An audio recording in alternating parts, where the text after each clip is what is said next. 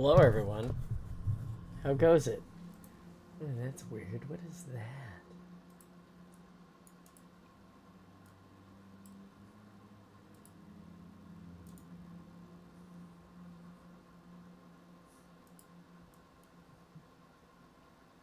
Oh, that's my heart rate monitor. Interesting. That's weird. Well, I'll fix it for you guys. Just give me a moment.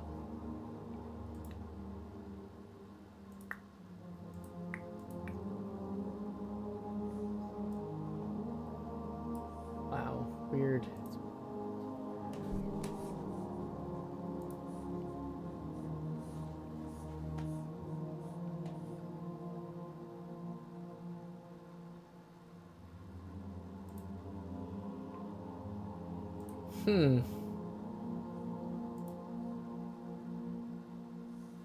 Wow, that is really interesting.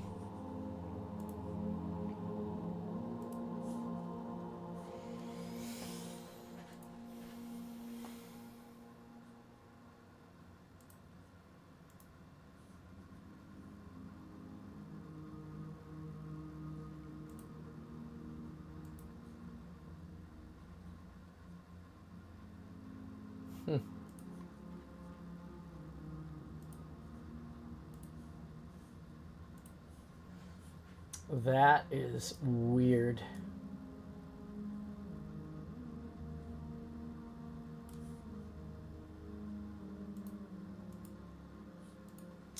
Well, good morning, guys. I don't think you're gonna get the I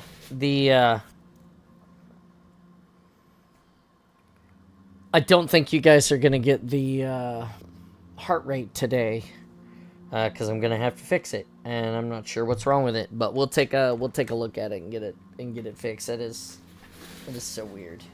I'm gonna say good morning to everyone. Welcome to the awesome. I'm Spartan John. I've got my cup of coffee. I've got my book.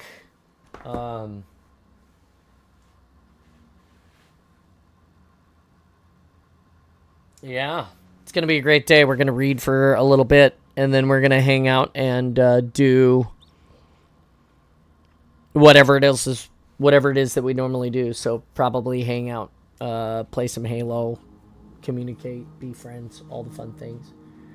Nice to see I got some people like Oakham already waiting in the live stage to hear the reading.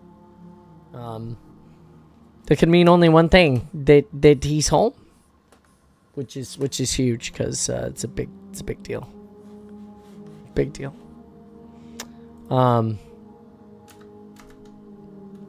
Yeah. It's a good day. It is a good day.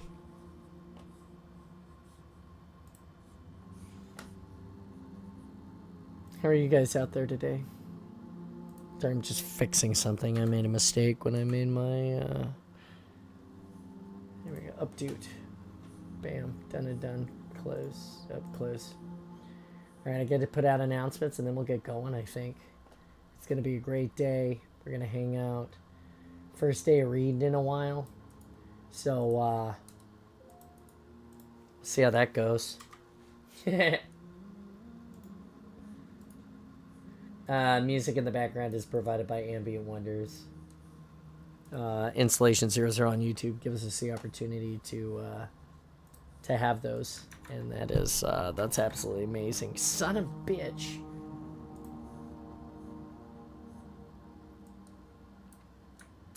I accidentally copied nothing, so I could paste nothing, which super sucks.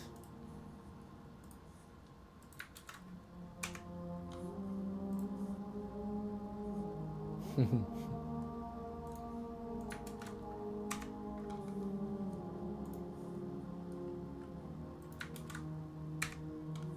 got 2 more places to put this out at.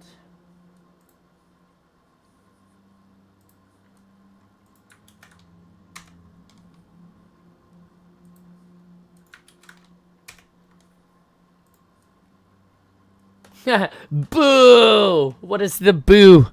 Are you trying to scare me?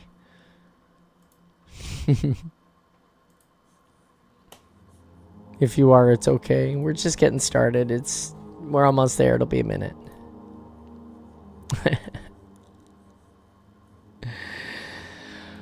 Ah, Lord.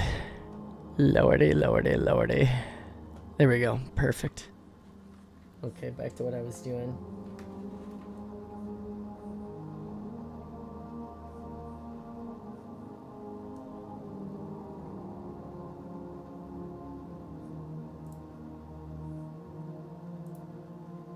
Is this the real JS Lund? It is the real JS Lund. How are you today?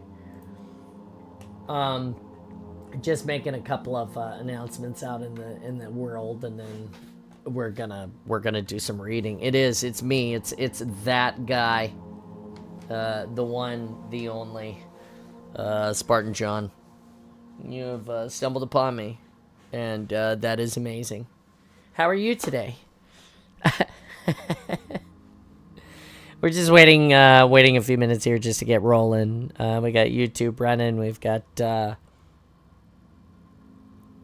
Twitch running. We got the Discord running. We got our cup of coffee. We've walked already this morning. We've got our heart rate going too, but something is up with it. You see it making this giant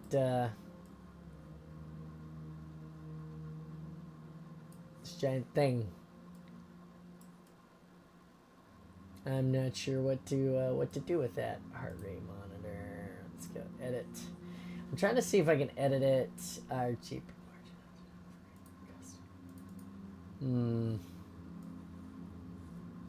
Just realized one of the background prophets in Halo 2's voice of Marty O'Donnell further, which is cool. Yeah, no, definitely. I'm trying to figure out how to get this thing to become opaque. It's weird. It's for some reason it's lost. It's like not see-through, and I can't figure out why.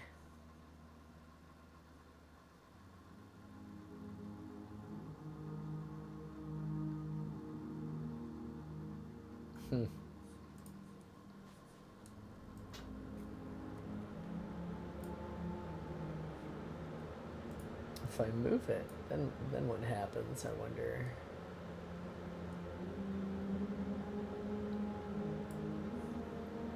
Let's see. Then it goes away. Okay.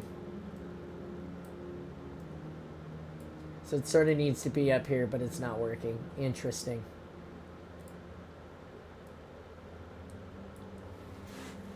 I wonder if. And on the Halo scene, it's over here as well. Interesting.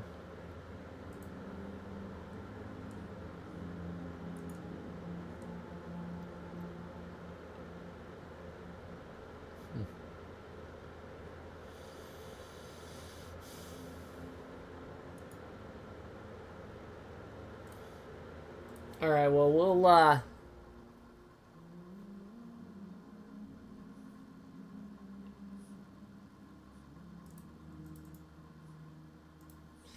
we'll get back to that. I guess we're just going to read right away without it. And figure it out when we're playing games later. Don't know what else to do. Might require a restart, actually, so I don't want to do that in the middle of reading. So check it out. Wherever we were last time, we are now here. We're starting section 7, which is called Reclaimers. We're in Ghosts of Onyx. We're about 80 pages from the end. We stand a really good chance of finishing the book today. And then after that, we're going to play some Halo. And we've got some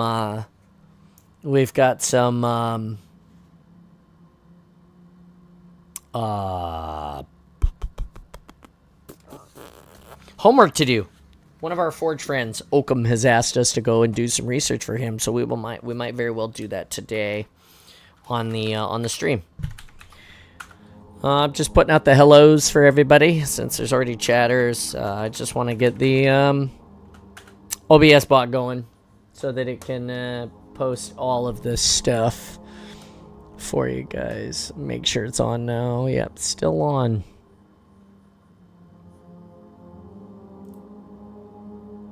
Perfect. All right. Well, thank you so much for joining us. I hope you have your coffee. I hope you're ready to get going. Once again, the OST is Ambient Wonders on YouTube. It's Installation 00's side project. You can check it out right there. He allows us to utilize his music during the reading.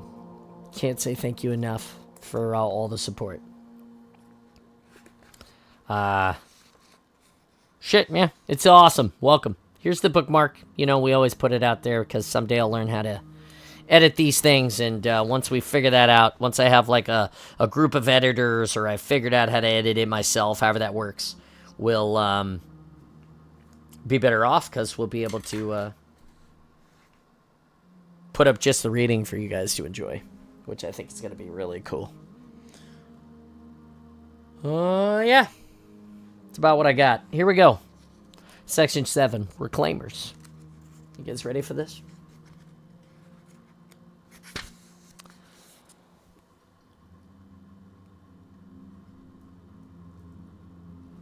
All right, here we go.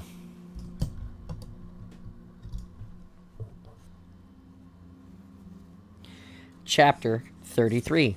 2030 hours, November 3rd, 2552 military calendar, Zeta Doradus system, planet Onyx, restricted region zone 67. Kurt turned to Dr. Halsey. The door, Doctor? She tapped a Forerunner icon, and a doorway slid open. Use this thing, Kurt said, and waved at the entire holographic map room, and find a way to the Spartans in Cryo. If you can't do that, then find us a route out of this place. Underground, small enough that those sentinels can't follow. Annoyance crossed to Dr. Halsey's features as she manipulated the map room and zoomed about the internal structure of the planet. Layers of rooms, machines, cutaway blueprints, connecting rods, and spherical joints, corridors, and vast chambers rapidly flickered through space. There are a few things I must first check, Lieutenant Commander. Dr. Halsey tilted her glasses so the reflecting glare of the holographic images shielded her eyes. Will, Kurt said over the comm, guard her and keep her on task. The last thing he needed in a combat situation was Dr. Halsey going rogue and not following her orders. Understood, Will replied. Kelly, Tom, defend the corridor. The rest of you topside with me. Green acknowledgement lights burned on his heads-up display, and Kurt led the balance of his team back to the stairs. Halfway up the spiral, Kurt contacted Dante. I want explosives on that dome. Get up there ASAP. Dante replied with a grunt over the comm. Halfway up the rope already, sir. It pleased Kurt to hear Spartan 3s were 2 steps ahead of him. He rounded the last curve of the stairs and stepped onto the landing pad. Kurt motioned to the Spartans and then to the 4 ropes strung across the archway overhead. Ash, Olivia, and Lucy clambered up the braided mono lines. He then met Chief Mendez by the drop ship. Everything ready to go, sir, Mendez said, except the Fenris warheads. We'll need more time to cut the rest of them down for transport. He nodded over the edge. Rigged 6 zip lines over there, just in case we needed a quick way down. Good thinking, Chief. Kurt removed the thumb-sized datapad from his gauntlet and handed it to Mendez. Prime the warhead detonators and synchronize firing codes through this pad. With Sentinels and Covenant inbound, I want all of my options open. Mendez's face became a mask of steel. Yes, sir. After that, where do you want me? Mendez was a crack shot, but he was unarmored and slower than the others. Keeping him close would risk everyone's lives. I need you with Dr. Halsey, Chief. Follow the lights. Let Kelly know you're coming. She's dug in. To his credit, the Chief didn't show any disappointment. Just a moment's hesitation before he replied, yes, sir. Kirk grabbed the ascension line and pulled himself up, rapidly climbing to the archway 20 meters above the landing pad. Linda lent him a hand and helped him onto the ledge. She eased back into her position on the far side of the arch, lay flat, and sighted through her sniper scope. Kurt crouched on the opposite side and scanned the city. Under any other circumstances, the nighttime vista of alien architecture and the shifting sentinel lights would have filled him with awe. Now, though, he was only concerned with surviving. The airspace was clear. Not wanting to risk using even a single beam, Kurt waved at Fred in the adjacent arch and made a horizontal circle gesture in the air, asking, "Where are they?" Fred held up a hand. A mated sentinel pair silently glided past the open arch, 10 meters in front of Kurt. The spheres within the booms moved back and forth. It continued its orbit around the dome, moving out of view, and another sentinel pair appeared along the same trajectory. They weren't attacking, yet they had to sense the Spartans inside. It almost looked as if they were guarding this dome. Kurt steeled himself, resisting the urge to shoot such a close target. What good would it have done? He wouldn't penetrate those shields anyway. He felt vibrations, and in the distance, lights flickered along the rim of the crater. The bulbous hull of the Covenant Seraph single ship appeared. Then another Seraph appeared, then 7 more, and then 24, now flying in formation. Kurt held his breath, hoping this was just a search party. A line of Covenant destroyers followed, so massive they blotted out the stars in the night sky. A second wave of cetacean-shaped vessels resolved, and then a Covenant carrier flew on Overwatch, surrounded by hundreds of Seraph fighters. Kurt had never seen so many enemy ships so close. All of them headed towards his position. 20 warships, the subsonic thrum of their anti-grav units, made his insides go soft. The sentinels circling the dome moved to intercept the new threats. Pinpoint laser artillery shot them out of the air. The 2 leading destroyers peeled off of the battle group and drifted over the dome. Shafts of sparkling purple lights flashed from the undersides, anti-grav transporter beams. 100 armored elite shock troopers streamed to the ground. Kurt looked for Dante and spotted him high on the dome's inner surface, attached with a rigging rope and suction climbers. He pressed blobs of C-12 on the patent stone. Kurt directed him with his single beam at the comm and relayed on the landing pad. "Will, what's Dr. Halsey's status?" "She found something," Will replied. "She says she needs 10 minutes to get it ready." "Get what ready?" "Never mind, we don't have 10 minutes, Kurt told him. "Prepare for hot reception." Kurt watched Covenant assets pour down the transporter beams and assemble in the city. More elites with plasma rifles, Titan-like hunters, pairs, welding fuel rod cannons, and nearly impenetrable shields, plasma turrets, and their grunt tenders, and a monstrous scarab walker. Spirit and Phantom dropships escorted by Banshee flyers buzzed the dome. It was an invading army. Kurt motioned his Spartans down the lines to the landing pad. They had to fall back, fast. His team suddenly slid to safety. After all had gone down their rope, Kurt followed. Blue plasma splashed across the archway edges. Kurt loosened his grip on the rope and free fell a dozen meters, squeezing the brake at the last instant before he hit the floor. He rolled and dove behind the starboard hull of their ship. Lasers stitched the zone platform from behind. 6 dropships and their Banshee escorts entered through the archways. They circled, rapidly descending. Fred and Lucy crouched, hefted Spanker missile launchers, and fired. The missiles streaked up and detonated on the cockpits of the incoming dropships. The ships bobbled out of control and crashed into the dome walls. The other 4 dropships landed hard. Elites jumped out, took position behind the hulls, and opened fire. The air filled with crisscross patterns of needler shards, plasma bolts, and streaks of MA-5B and MA-5K tracers. Kurt didn't want to leave the Fenris warheads behind, but there was no way that they could hold this position. Their cover was poor, and they'd have to contend with more air support soon. He started to order their retreat, but Covenant plasma splattered nearby, and a square meter of their dropship's hull was blasted away. A hunter pair emerged, and they hunkered down behind their overlapping battleplate shields. Linda took aim at the monstrous pair and waited for them to present a target. One hunter eased its fuel rod cannon around the edge of its impenetrable shields. Green energized rounds glowing with deadly radiation were fired. Fred jumped from cover, his Mjolnir armor ablaze as if it was burning phosphorus. The hunter hit him dead center of his chest, a blast that would have destroyed the dropship. His energy shields flared brighter, failed, and Fred crumpled to the floor with his armor smoking. "Cover fire," Kurt shouted. The Spartans sprayed the elites and the hunters, who turtled behind their shields.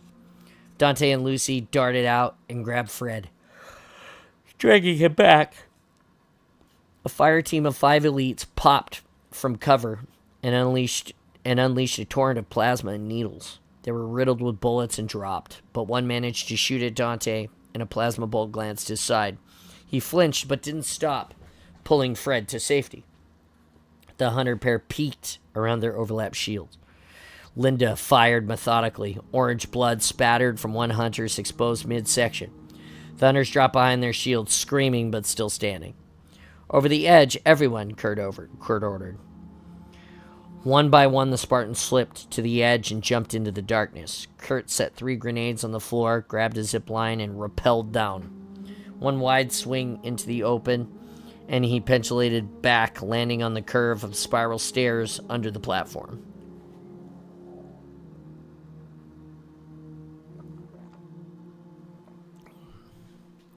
Dull explosions whumped overhead, and the ropes fell away. Kurt saw that Dante and Lucy supported a groggy Fred between them. Fred's Mjolnir armor was carbonized black. His bioscience were erratic but strong. All their bioscience were pushing the red line. "Blow the dome," Kurt told Dante. And Dante nodded, passed Fred over to Mark's shoulders, and he limped to the far edge of the stairs, remote detonator in hand. Kurt motioned for Olivia to take point, and the rest of the Spartans followed her down the stairs. Thunder echoed from the dome walls, and chunks of rock thudded onto the landing platform overhead. Elites screamed, and blue plasma detonations lit in the air. 3 revolutions around the stairs, and Olivia held up a hand. They all halted. "Got you in my sights," Kelly said over team comm. "Stand by, diffusing the mines." "Okay, come ahead." Kurt and the others entered the chamber. Kurt noticed the Lotus anti-tank mines stuck to this room's walls and ceiling, making it a good kill zone. Will and Kelly crouched to either side of the opening to the bridge light, but hidden by its glare. Kurt did a quick count, all present, save Dante. Dante brought up the rear, limping into the room. One hand holding his side, he stood straight to salute Kurt. "Sir," he said, "I think I got nicked." Dante's bioscience flatlined, and he collapsed. Kurt dropped to Dante's side and unlatched his SPI chest piece. He'd seen him grazed by plasma on his left side, and sure enough, there were 2nd and 3rd degree burns that had boiled off the liquid ballistics layer. Under his arm and across his chest, a half-dozen needle shards had lodged into him and detonated. The bones of his ribcage were exposed, and deeper black congealing blood was pooling. He was limp, cold, and his bioscience were flat. Dante was dead. There was nothing that Kurt could do. Kurt had watched Shane, Robert, and Jane die. He had listened to Tom tell how Beta got wiped out on Pegasi Delta. Now Dante, one more gone, on his watch. It would be easy to blame Ackerson and Paragoski for the deaths of his Spartans. Designed for high-risk missions, they were all going to die, weren't they? And Kurt had played along and followed orders. What other option was there? He examined his hands, covered in the Spartan's blood.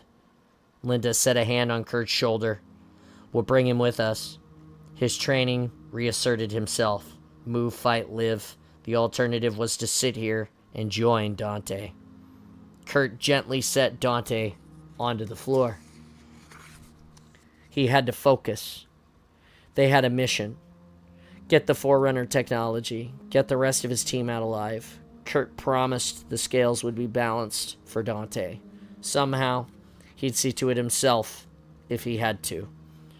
Linda and Olivia moved to Dante and picked him up. Grab your gear and follow, Kurt said to Kelly. He marched over the bridge of light and entered the holographic back room.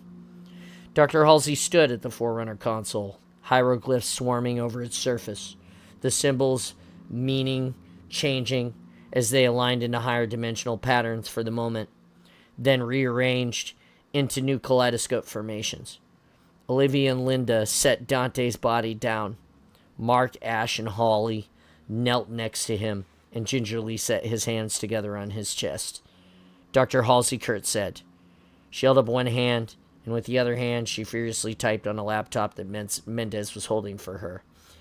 The laptop's tiny projection pad emitted an mote of light that fitted among the symbols like a bee gathering nectar. Mendez handed Kurt the thumb-sized datapad. Codes locked and ready to go, sir. Kurt checked it out. Detonation codes for the Fenris warhead streamed across the tiny screen. He slipped it into his gauntlet's data port and clenched his fist. There's so much here, Dr. Halsey whispered. I've confirmed this world is part of the Forerunner's plan, together with the Halo rings, their sword and shield. Others, parts still elude me. There is a reference to the Ark. I've yet to determine if something went wrong, why they're not there, or here. Doctor, Kurt said more firmly as he stepped closer, we have a Covenant Armada over our heads, and our army's about to swarm through this building. Is there a way out? Yes and no, she replied, still not looking at him. There is a room in the core of this world, she explained, where the Forerunners were to secure something precious, perhaps the technologies you seek. The room is normally inaccessible, but the arming of the Halo rings triggered something within this planet. She ran her fingers across overlapping streams of hieroglyphs, struggling to read them. There is an entrance to this room open now, but closing. In 1 hour, 17 minutes, the core entrance will shut. Forever. Core to the planet? Kurt said. There's no way to get to the core that fast. We must gather what is within and make our escape. She finally looked up at him, excitement glistening in her eyes. And there is indeed a way to get there. This map room can access a slip-space translocation system similar to one Cortana used on the Halo. She pointed down. Kurt saw they stood upon a matte black surface flush with the floor. It was 4 meters wide and had 7 sides. His gaze seemed to slide deeper into the surface, like he was looking at something infinitely deep, or maybe nothing at all. He blinked, looked away. Slip-space translocation, a teleportation system? In effect, yes. The room shook and dust drained from the ceiling. Dr. Halsey focused past Kurt into the room. She made a slight cutting motion over several gold symbols. The bridge of light connected, the outer chamber vanished, the door to the map room closed. She spotted Dante, and her face drained of color. Oh, she whispered. You must get us to the other Spartan 3s locked in cryo first, Kurt told her. Of course, I believe I understand the intricacies of the transportation system well enough, she said. I must caution you, however, not to detonate the Fenris warheads. The EMP will render this system inoperable. Understood, Kurt said. Just activate this translocation device and get me to my Spartans. There is still much to learn here, Dr. Halsey said. I suggest you leave me. I can. A tremendous shudder shook the room. Chunks of rocks rained from the ceiling. Dr. Halsey fell and Kurt caught her, shielded her with his back as a baseball-sized stones bounced off the hardened plates of his armor. Outside the chamber, there were 4 gut-jarring detonations, the Lotus anti-tank mines Kelly had set up. We've run out of time, Dr. Kurt said. They are here. She stood, brushed the dust from her lab coat, and straightened her glasses. So it appears, she tapped. A handful of symbols. There's a translocation platform. She consulted the holographic map. Within a kilometer of the other Spartans. Beyond the holographic map of Onyx, The wall of the room cracked and the stones heated to dull red. The Spartans positioned themselves between the wall and Dr. Halsey. Kurt stepped directly in front of the doctor, and Mendez took up a position at his flank. His MA-5B leveled. Ash dug into his pack and passed out Jackal shield gauntlets to his team. Together they crouched before the Spartan 2s, forming a shield wall. Dr. Halsey shifted the Forerunner symbols. "There," she whispered. The heating wall exploded, and rubble bounced off the Spartan shields from the breach in the wall. Plasma bolts and crystal shards crisscrossed the air. The Jackal shields deflected all of it, but their shields were draining fast. Will, Kelly, and Fred popped up and sprayed, suppressing fire into the darkness. Linda maneuvered between them, leveled her sniper rifle, and squeezed off 3 rounds. The enemy ceased fire. "Now would be a good, Doctor," Kurt said. "Now would be good." "Activating," Dr. Halsey said. "There may be some disorientation." She reached for a glowing symbol. Kurt's comm crackled to life, and Endless Summer's voice filled his helmet. "Come in, Ambrose," the AI said. "I have a high-priority mission. Redirect." He grabbed Dr. Halsey's hand. The mode of light on her laptop stretched into a bare-chested Indian warrior. "I thought you were destroyed," Kurt said. "The Sentinels did find and destroy the comm launcher, but I had my escape well planned." He held his hand apart, and a globe appeared. It rotated to the North Polar region, zoomed into the ice fields, and then down a volcanic caldera. "These coordinates are the latest thermal images provided by the UNSC Prowler in high orbit. You must go here now." "We have other matters to take care of first," Kurt told him. Technically, Endless Summer had the authority to order him anywhere it liked, but under the circumstances, Kurt wasn't listening to an Oni-controlled AI, not when his people's lives were at stake. "This site is a Sentinel manufacturing facility," Endless Summer said, glowering. "In orbit, there's a battle raging between Covenant fleets and these alien craft. One that will likely destroy the Covenant forces." "Great," Kurt replied. "Let them." The new volley of plasma bolts streamed through and breached the walls. Ash's shield units sputtered and overloaded. He rolled flat to avoid getting burned. Fred and Kelly tossed grenades. Distant explosions and screams echoed. Another section of wall heated, and another.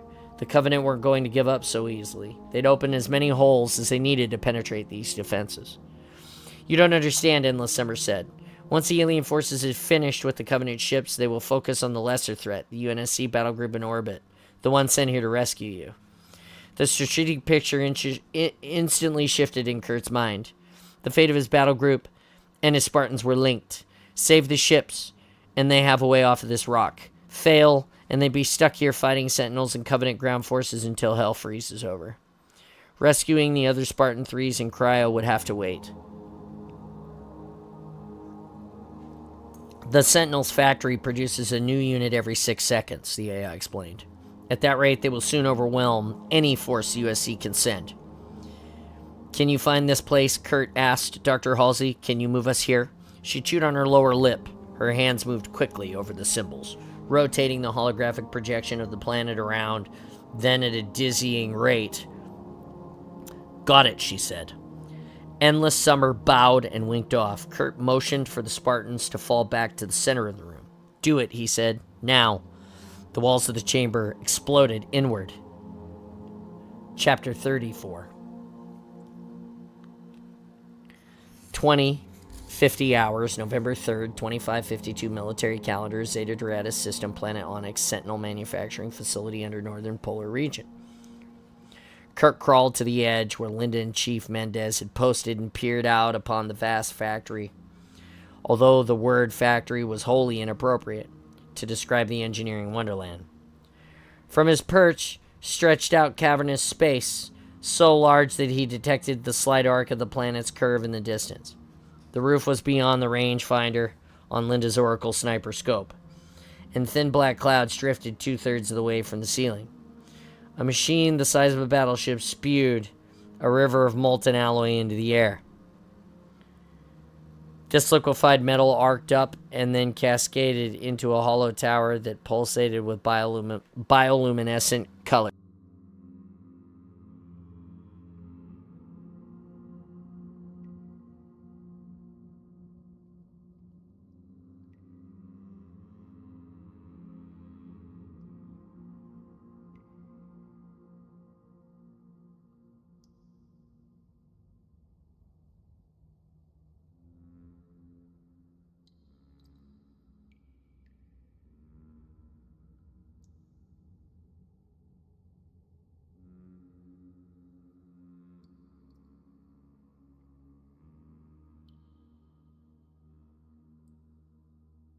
Whoops. Sorry, Laz. I must have bumped it. How much did you miss?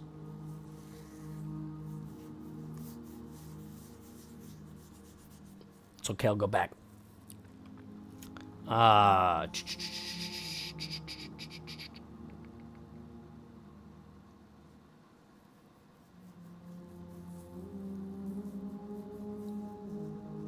Just the last few seconds.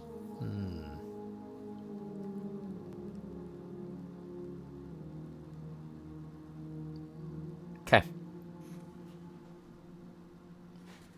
I'll just start chapter 34 again so that we can start it so we don't miss it.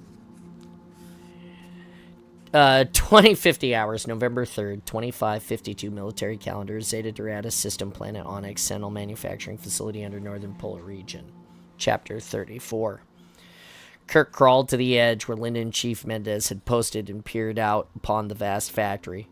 Although the word factory was wholly inappropriate to describe the engineering wonderland. From his perch stretched a cavernous space so large that he detected the slight arc of the planet's curve into the distance. The roof was beyond the rangefinder of Linda's Oracle sniper scope, and thin black clouds drifted 2/3 of the way from the ceiling. A machine the size of a battleship spewed a river of molten alloy into the air. This liquefied metal arced up and then cascaded into the hollow tower that pulsed with bioluminescent colors. From the bottom tumbled countless tiny parts winking with lights. These parts were whisked away by ribbons of shimmering energy so thick with distortion that Kurt couldn't see what occurred within. From the opposite end streamed a never-ending procession of 3-meter cylinders. A pyramid 5 times the height of the Great Pyramid of Giza sat 6 kilometers from Kurt's vantage. Instead of toned blocks, however, the structure was comprised of floating golden spheres that turned and glowed with Forerunner hieroglyphs etched upon their surface. Every 6 seconds, a sphere from the apex of the pyramid ascended in the shaft of silver light. As it rose, the light intensified, so even with maximum polarization on his faceplate, Kirk could not discern what occurred here. When the sphere emerged, 3 rods accompanied it, all parts spinning in null gravity, flexing until the pieces settled into their deadly recognizable configurations, a sentinel of Onyx. The new drone flew off into the clouds overhead, which Kirk could only estimate were thousands of completed units. He blinked, wondering how they were going to shut this place down, and backed away from the edge. Deeper in the shadows of the wide ledge sat a 4-meter diameter platform and a tiny holographic console, Dr. Halsey's translocation device. She knelt in the middle, scanned the drifting symbols, and occasionally tapped one that interested her. She had saved them, moved them from the map room to the Sentinel factory in the blink of an eye. Fred, Kelly, and Will crouched around the platform, sniper rifles leveled. Not that shooting would have done any good, but at least they'd see the approaching Sentinels. In front of the Spartan 2 sat Ash, Holly, Olivia, Mark, Tom, and Lucy, a collection of mottled blacks and grays in their camouflaging SPI armor. They held Jackal Shield gauntlets, ready to activate them to protect the others. There had been serious nausea effects during the translocation, uncertainty errors, Dr. Halsey had called them. It felt like Kurt's guts had been untwisted and then dumped back into his body, inside out. Holly had thrown up during the ride. She took her head clearing as much as her visor as possible. She didn't dare remove her helmet on hostile ground. There was a defogging vent that could dry the stuff, but that would take a few minutes. She moved closer to Dante and set a hand on his shoulder. The young Spartan's body lay against the wall, shrouded in a thermal blanket. Kurt looked away. It was too painful, and he was grateful that no one could see his twisted expression. Hello there. Are you certain we can use nukes? Kurt whispered to Dr. Halsey. Can't use the nukes. The electromagnetic pulse will disrupt the translocation system for days. She glanced at her wristwatch. In 68 minutes, what was set in motion by the arming of the Halo rings comes to completion on this world. The doorways to the core room of Onyx close. Without the translocation system, We'll have no way to move in, recover the technology, or escape. You drink, you drink. Fred nodded out of the factory. If those things get out and engage the UNSC fleet and win, we're stuck in here. Dr. Halsey unfolded her laptop computer. She tapped a few keys and then turned the screen to face the Spartans. On the display was an overhead view of the factory. Here, here, and here, she said, pointing. Take out these structures and Sentinel production will halt immediately. The targets were a crystal energy emitter the size of 3-story buildings, a U-shaped object as large as a UNSC cruiser, and a titanic sphere that extended 10,000 meters under the floor. Oh, easy, Kelly quipped. If we use the rest of the C-12, Will said, and a few Spanker missiles, we might be able to shatter that crystal. Fred shook his head. Look at the map scale. The targets are 30 kilometers apart. It's going to take too much time to get there and set up. Holly coughed and said, so we have to be in 3 places simultaneously, and we need 10 times the firepower we currently have. That's not possible. Kurt winced at this, reminded of the nothing is impossible for a Spartan credo. How many lives had it cost already to prove this? Maybe this time they were in an intractable tactical jam. They all stared at the diagram, stumped. Rabbit, Ash whispered. Kurt waited for an explanation, but Ash just continued to examine Dr. Halsey's map. Kelly snapped her fingers. I get it. She snorted a single laugh. Gutsy plan, kid. Ash faced them. We can be in 3 places at the same time, he said. And we've got 100 times the firepower we need. He turned and gazed out to the factory. We're going to all be rabbits. Ash resisted the urge to vomit. This was the stupidest plan he'd ever thought up. Too late now, though, to back out. One moment, he was on the ledge looking at Dr. Halsey while she manipulated the holographic symbols. The next, Team Saber was on a factory floor, his insides twisted again, and they were running, this time for their lives. From the clouds of sentinels high overhead, 100 pairs peeled off and dove after them. The Spartans of Team Saber scattered, dodging under pipes and glowing crystalline conduits, moving as fast as they could. Speed was the only viable tactic now. Ash spotted the target, looming so large before him that it seemed more geological feature than destructible object. The pyramid of spheres stretched up forever, millions and millions of golden balls bobbling in place, gently turning, all held in place by 3 massive subterranean force field generators. The floor was blue metal, patterned with interlinked Forerunner symbols. Ahead, however, a glowing budge of silver shone like a beacon. Only 10 meters across, this was the apex of one generator that had extended 10,000 meters under the factory. Overhead, a fountain of molten metal arced kilometers through the air, a brilliant rainbow of fire. The magnetic alignment coupling at the base was Blue Team's target.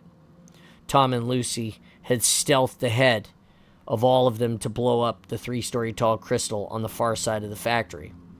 Ash paused and turned to see where the pursuing sentinels were. His eyes registered flashes.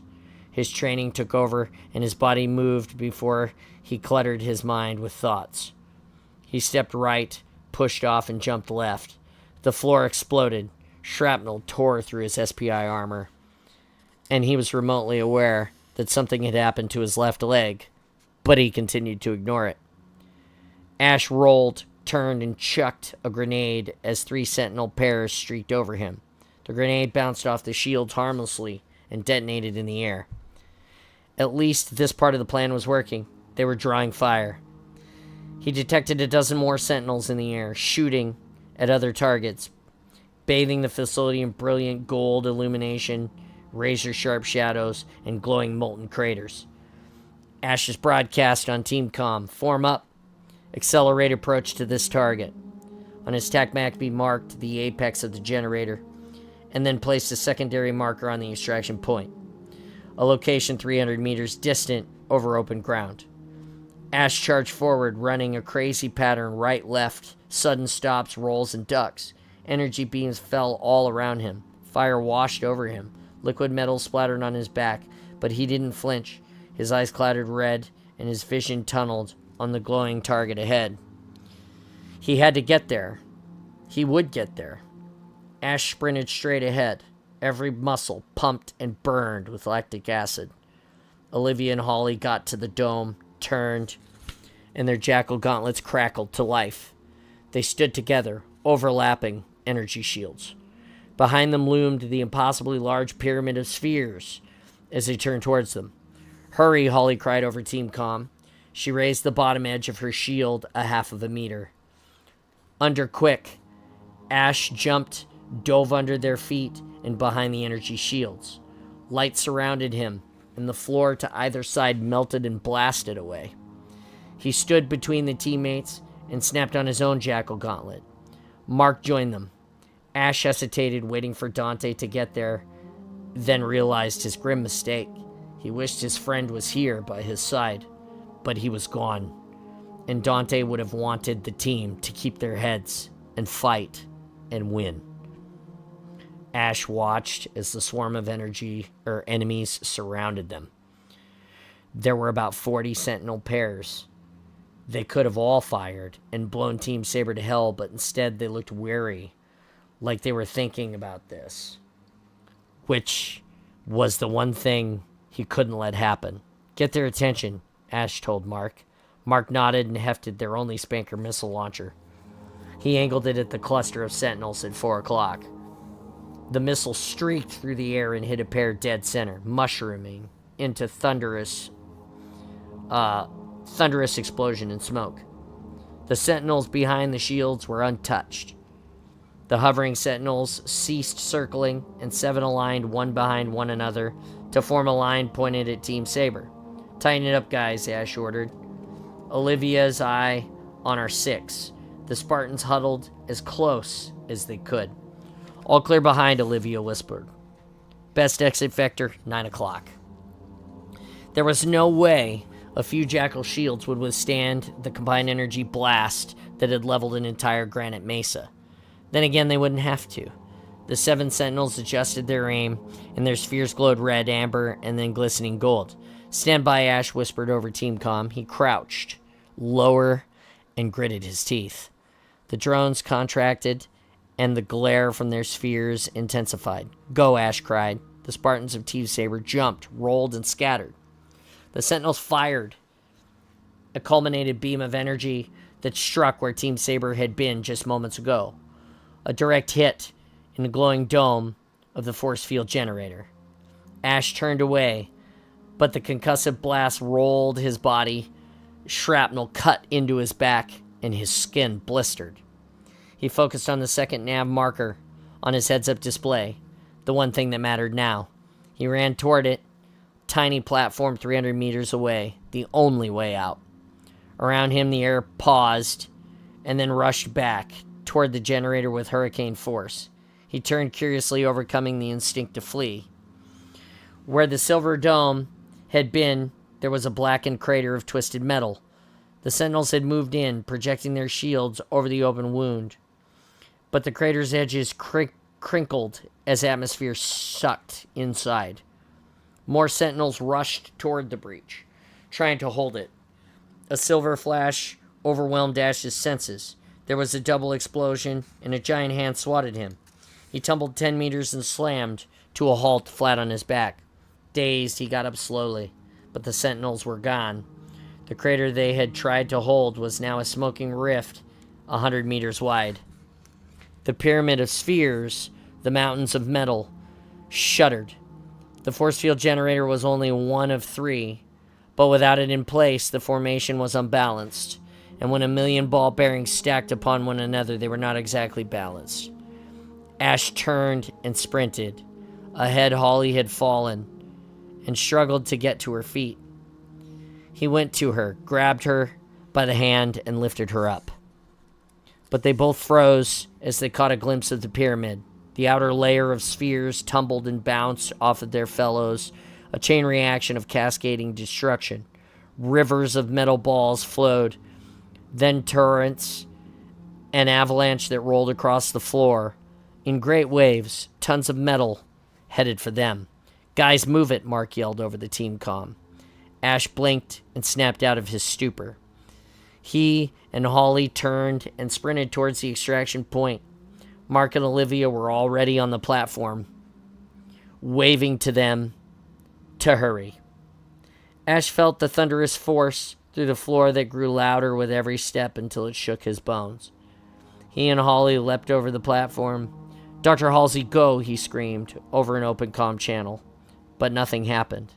Team Saber stood shoulder to shoulder and watched the tidal wave of metal smash over machinery and crush the Sentinels that struggled to escape its kilometer-high surge.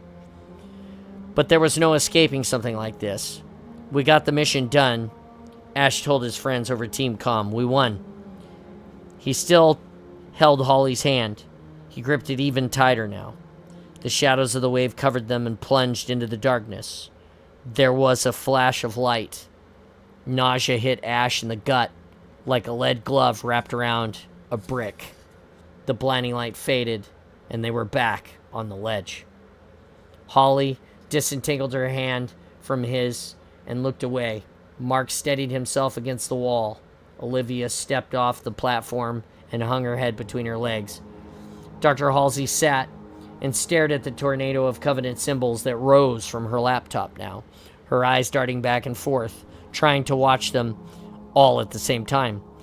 She herded a collection of silver triangles together. "My apologies for the delay," she said, without glancing up. "There are complications. Please step off the platform. Tom and Lucy are next." The Spartan 2's blue team was already back, crouched along the shadow line by the ledge overlooking the factory. The air was full of Sentinels flying in formation. The pyramid was gone, and the floor, a million spheres bounced and surged forward, flattening machinery and sparking conduits. The fountain of fire that blue team had targeted oscillated wildly out of control now, spraying molten alloy on the walls, ceilings, and everywhere but the receiving vessel it was supposed to hit. Over the comm, Tom's voice crackled. "Ready for translocation, Dr. Halsey." Gunfire sounded in the background. Dr. Halsey exhaled a hiss of frustration and slashed her hand through the icons, and then started the process of gathering them again. "What's the holdup?" the lieutenant commander asked. "Someone else is accessing this system," she replied. "This accounts for Team Saber's delay, and now Tom and Lucy's." "Someone else," he said. "You mean the Covenant?" "Entirely probable," she replied. Fred turned around and whispered, "That means they can track us and follow us." Over the comm, Tom yelled, "Doctor, if you're going to do anything, you have to do it." The rings of gold strobed on the platform and then vanished. Tom and Lucy stood there, hands raised in an instinctive effort to ward off danger. Wisps of plasma curled and dissipated around them. "Now," Tom finished. He exhaled a long sigh and then reported to Lieutenant Commander. "Mission accomplished, sir." In the distance, small explosions popped, sounding like a string of firecrackers. The flying Sentinel formations scattered, some crashing into one another, others accelerating straight into the wall. Dr. Halsey consulted her watch. "We have 53 minutes before the core room entrance closes, Kurt." The lieutenant commander nodded. "Everyone on this platform," he ordered. "Doctor, move us to Team Katana's location." Unease already settling into his stomach, Ash crowded on to the 4-meter pad with his teammates. Funny, but he hadn't thought of the older Spartans as part of the team until now. Or was he part of their team? He then noticed the blood oozing from his his armor joints, mirrored red by the camouflaging patterns. Baptized in battle, they'd lost Dante too. High prices to pay. Chief Mendez watched the self-destructing factory. "That's a lot of Sentinels," he murmured. "Wonder why they only deployed a fraction of them." "Setting time delay for 3 seconds, Dr. Halsey said, shutting her laptop and then joining them. Mendez remarked, but Mendez's remarks bothered Ash more than he could explain, and the unease of his gut intensified. There were hundreds of thousands of sentinels here. Why just have them sit around? They had to serve some purpose. Rings of light began to envelope the squad. Ash hoped he'd never find out why. He just wanted to rescue Katana, get the technology Dr. Halsey had promised, and get out before the Covenant caught up with them. He had a feeling, though, it wasn't going to be that easy. Chapter 35. 21:05 hours, November 3, 2552 military calendar, Zeta Doradus system, orbit near the moon of Onyx. Aboard the UNSC Prowler Dusk. Commander Richard Lash supervised the release of the mines. He and Lieutenant Commander Cho monitored the launch bay of the Dusk. The closest sized chamber behind the tiny observation window had been chilled near absolute zero. The nukes inside had been cycled through 3 thermal cooldowns and were now the same temperature as interstellar space. The tiny Hornet warheads had been transferred aboard from the Brazidas, a destroyer with extensive damage. Thankfully, Cho had detected the minuscule leak from their reactor and moved off before it irradiated the Dusk's hull. That would have lit them up against the background intrasolar radiation and fatally compromised the stealth mission. "Let her fly," Lash ordered. "Releasing," Cho whispered. He grasped manual override claw and with supreme concentration dropped the warhead.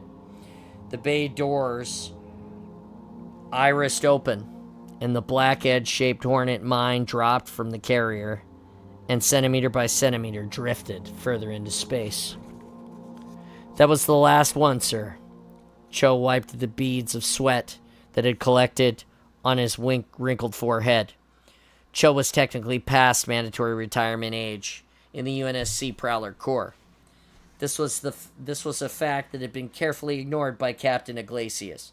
The UNSC was running out of qualified recruits, and Cho would have been impossible to replace.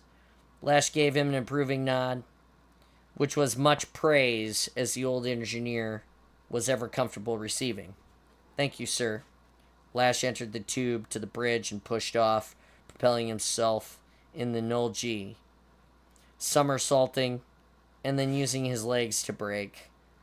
He took a moment to compose himself before he opened the hatch. In the last 15 minutes, the Dusk had seeded the space of the dark side of the moon of Onyx with 14 nuclear missiles.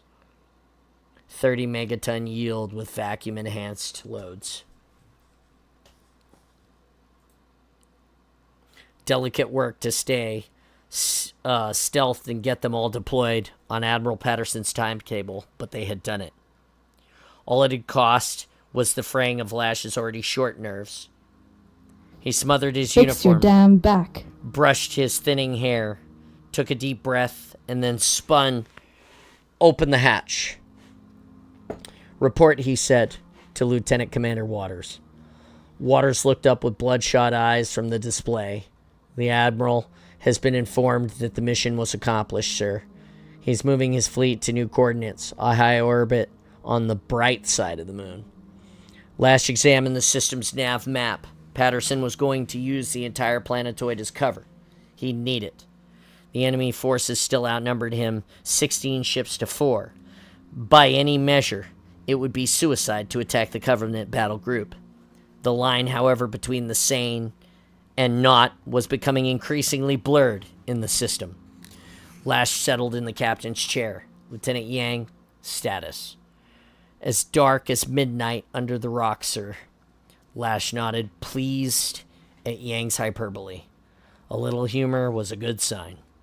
"Lieutenant Deruno, move us into lunar Lagrange 4, 1/4 full. Tell Lieutenant Commander Cho to trickle charge the slipspace capacitor." "Aye, sir." She tapped in the commands, cursed, and then backspaced and retyped them correctly. Deruno needed sleep. They all did. but he'd keep her in play a little longer. There was no one to replace her, and this would be over one way or another very soon. Covenant fleet on screen, Lash, ordered Waters. Rescan and give me a full spectral analysis. All sensors on target, Waters replied. Rainbows played over the central view screen, building composite images from radiation, far infrared to soft gamma, and 14 Covenant ships resolved, clustered together in a spherical formation 300,000 kilometers distant. To Lash, they looked like hungry sharks ready to pounce on a few sardines. Their spectral analysis, however, painted a very different picture. Thermal blooms and radiation leaks spewed in helical showers from the vessels. They'd been damaged by Admiral Patterson's Alpha Strike and the captured plasma redirected by the alien drones. The enemy was sitting there, making repairs, in all likelihood, frothing from their spit mouths to get back to the fight and go another round with the UNSC battle group. Patterson, however, had another plan. He was going to hit them first. He was going to hit them hard. Activity from Onyx on the E-band, Lash asked Yang. No, sir, not a flicker, since the ONIAI took care of the alien drones. Lash wondered how the AI and the Spartans on the planet had neutralized the alien fleet. Had they recovered some new super weapon? However they did it, he'd promised he'd personally shake everyone's hands. Continue to monitor all UNSC bands, he told Yang. Those Spartans might need a lift. Action on screen, Waters announced. The camera snapped aft and centered on the silver moon. In twilight regions on either side of the moon, magnetic accelerator cannons flared, briefly illuminating the now split UNSC battle group in high orbit. Slugs of steel and tungsten rocketed into space, curving slightly from the gravitational distortion, streaking towards the Covenant ships. The Covenant ships broke formation. One max slug cleanly missed, but 3 did hit. The targeted ship lit as their shields absorbed the massive kinetic energy. They careened backwards, slowed, and stopped, undamaged from the single max strikes. Covenant ships turned and accelerated towards the moon. The Max Salvo had done precisely what Admiral Patterson had hoped, tweaked their collective noses, and gotten them good and mad. The battle group maneuvered behind the moon, denying an enemy's clean line of fire. Set EMP dampers, Lash said, trying to control his rising adrenaline. Shut down primary and secondary computers. Aye, aye, sir, Deruno and Yang said together. They scrambled to isolate the dusk's delicate electronics from the impending nuclear blasts. The Covenant battle group was divided, each half moving to opposite sides of the moon, taking flanking positions where they could blast the hiding human ship into oblivion with their own plasma. What they couldn't see on their approach, however, was Admiral Patterson's fleet backing directly away from the moon. Enemy vessels approaching distal radius of the Alpha and Beta minefields, Deruno reported. Arm Alpha and Beta fields, Lash whispered. Yang fidgeted and said, Command sent, sir, and confirmation received across the boards. That Covenant fleet was about to find out why UNSC battle groups had a prowler assigned to their ranks. They were the sneak thieves and spies of the fleet, capable of behind enemy lines recon, rescue, and other things right under the nose of the enemy. Under the right conditions, the pinpoint placement of the nuclear minefield. Proximal energy group, now in the center of the Alpha field, Durano announced. Her hands shook. Distal group crossing the terminal line of the Beta field. Remove the safety interlocks, Lash said. Yang nodded and typed the code words that made the 16 nukes hot. The red Inferno button on Lash's command console lit. He set his thumb next to it, and it beeped, verifying his biometric signatures. He then flipped up the clear protective cover, inserted the master key in the adjacent slot, and turned it. Proximal group approaching terminal plate, Deruno said. Beta group of ships now centered in the distal field. Here goes nothing, Lash whispered.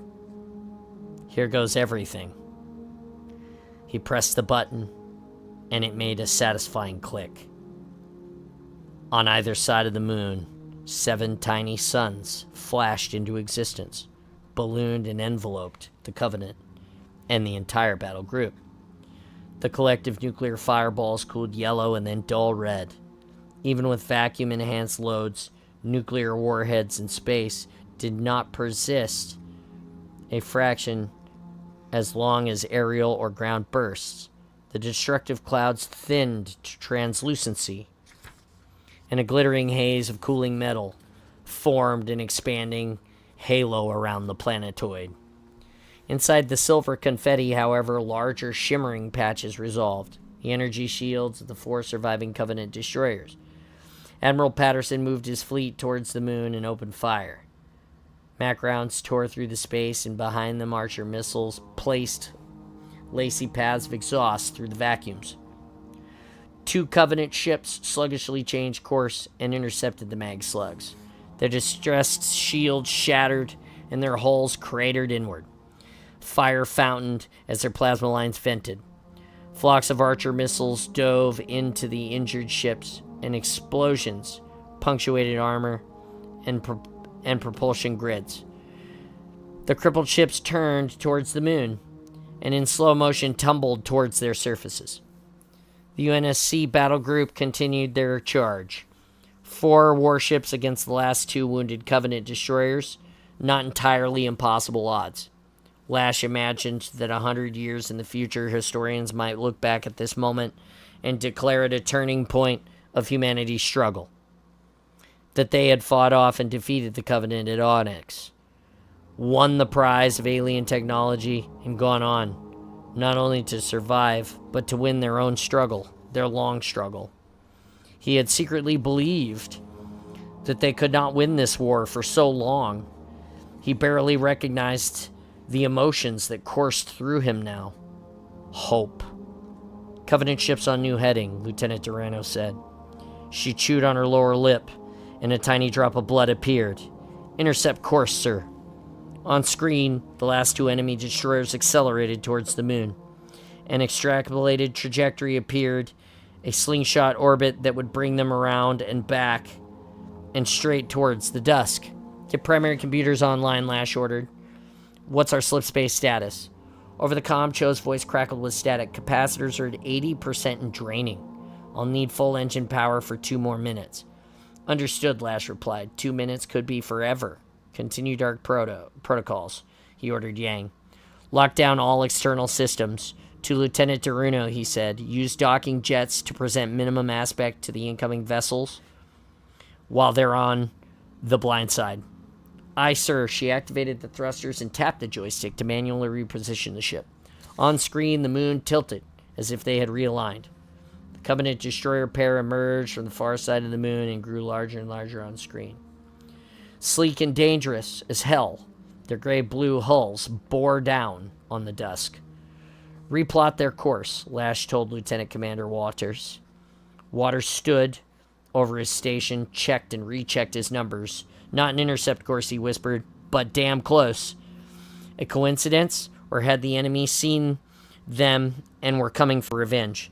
Stay dark, Lash ordered. There was little else to do. The destroyer's smooth blue curves filled their view screen. Lash felt the butterflies in his stomach, sensation of quantum fluctuation, all emanating from the Covenant repulsor engine. The dusk tumbled and spun. The view screen cleared, revealing a rotating field of untwinkling stars. 31 meters off the port bow, Waters breathed. Repulsor wake has set us adrift from the Lagrange point, sir, Lieutenant Durano said. Let us drift, Lieutenant Lash said. Fix the camera on the Stalingrad. The spinning stars of the view screen slowed and then centered on the 4 UNSC warships as they rounded the moon at flank speed, chasing the 2 Covenant destroyers. They're lining up for a shot, Waters said. They've got 6 mag slugs left. That should be enough. Energy spike, Yang shouted. Not from our ships. Not from the Covenant vessels either. Location, Lash asked, as he pushed himself out of the captain's chair. Yang shook his head and opened his mouth, but no words came out. Waters went to the sensor ops station and looked down. Power profile indicative of a slip space field, he said. A big one. Deconvoluting signature. Location is, his features went slack everywhere. The space around the UNSC fleet rippled, and the blue lines appeared connected and intertwined like waves of sapphire water. Slip space fields disrupted the normal dimensions of the Cherenkov radiation, dazzled the night as dozens of Covenant destroyers, carriers, and cruisers appeared. Swarms of them formed a phalanx between the UNSC battle group and the two surviving enemy vessels. Continuing, 32 Covenant ships, Yang croaked. Lieutenant Durano froze at her station, eyes wide with terror. The Covenant's armada fired. The spotlight, energy projectors flashed, and pure white light cleaved the darkness. The UNSC ships, titanium armor boiled and vaporized, mixed with venting oxygen, and photonic pressure blasted the flames into wavering plumes. Archer's missiles and magnetic accelerator cannons fired in a desperate counterstrike, but the missiles detonated a fraction of a second along their flight paths. High explosives heated to the flashpoint. 4 Max slugs rocked through the energy projector cones. Fireballs of liquefied metal. 3 missed. 1 hit, spattering uselessly on top of the Covenant shields. 32 lines of plasma heated, detached, and arced toward the human fleet, striking critically damaged vessels, blasting craters, and ripping through the inner decks until the superstructures buckled and the inner sphere decompressed in large bursting bubbles upon the now molten hulls. The Covenant armada ceased fire and slowly advanced. Admiral Patterson's ship had been reduced to a field of debris in a matter of seconds. Pinpoint lasers fired from the enemy ships as they destroyed the escape pods. Incoming debris, Waters warned. We will need to do something, Lieutenant Durano whispered. What had been a victorious battle group chasing down a doomed enemy was now tumbling half-melted prows of glowing reactor cores, a floating graveyard of ghosts. The hope that Commander Richard Lash had felt for his fleet was gone now. Do nothing, Lash told them. If anything hits us, sir, Waters said, assuming we survive the impact, the deflector angles will give away our position. This close to so many vessels, Lash replied, so would maneuvering. He went to Lieutenant Durano at the nav station. Hang tight, he told her. Her eyes shone with tears, but she nodded and gripped the edges of her seats. Lash checked his wristwatch and made sure it was wound tight. The Covenant armada moved closer now, blotted out the starlight and the Covenant, and covered the dusk with shadows.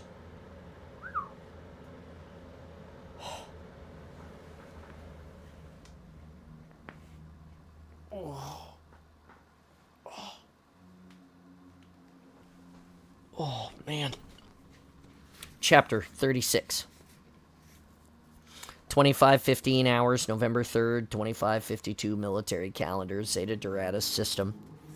Undetermined location on the Forerunner construct known as Onyx. Kurt motioned back to Fred and Ash, Linda and Mark to close the gap. 2 by 2 they moved up the corridor, gliding from pillar to pillar. The Spartan 3s, on point, barely visible in their armor. Part shadow, part striped Onyx patterns. The Spartan 2s close behind like liquid mercury rolling over velvet. Smooth and silent. The difference between their 2 generations had been left behind. Teams Blue and Saber worked as a single unit now. Family who had pulled together in crisis. Kurt watched his motion tracker, IFF tags overlaid on the grid. The Spartans had the best position possible set along each of the pillars. that stretched up the 10-meter tall corridor. Kurt, Tom, and Lucy had the point. Olivia was on recon, her IFF disabled, so Kurt was uncertain of her precise location in the room ahead. The corridor was tilted with interlocking Forerunner symbols of jade, turquoise, and lapis. Dr. Halsey surmised it was an epic poem depicting the struggle of the Forerunners, long lost in the past. All Kurt knew was it was a kill zone with scant cover and long sight lines. A good place to get ambushed. Olivia flashed her green status light 3 times, the all-clear signal. Kurt motioned for Tom and Lucy to follow through as they slinked into the room ahead. Shadows shrouded rows of squat machines, and the only light came from the 8 pod-like sarcophagi clustered in the center. These pods were semi-translucent, and within each layer, a person with features obscured. Olivia moved next to Kurt. 5 of these have to be Team Katana, she whispered. This one is still tagged with the lime green kill flag from Top Honors Exercise. Kurt smoothed his gauntlet over the pod's surface. Were they alive inside or dead? Somehow in between? He had come here first, not gone after the technology that the UNSC needed, risking everything for Team Katana. You never leave a fallen comrade behind. But there was more to it than that, given a choice between alien technology that might save all of humanity and these 5 Spartans. He had picked them first. He would have done anything to protect them. Let's see what we're dealing with here, he said. Kurt flicked on his helmet lights and panned them over the chambers. Oregano metallic appendages cradled each pod and radiated branches that connected to banks of 2-meter cubes.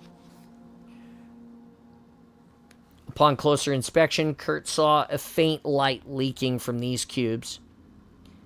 And staring closer, he noticed they were not at all cubes. Their edges distorted and radiated extra dimensions. He staggered back, hands reflectively grasping for his temples. Disorientation washed over him as he tasted the faint green light, inhaled the dusty odors of meaning from the symbols on the floor, and heard the bell-like tinkling of the organic electronics in the pods. He sank to one knee, and the tangled sensory input faded. Stand back, Kurt warned the others. Over the comm, he said, Will, escort Dr. Halsey up here, please.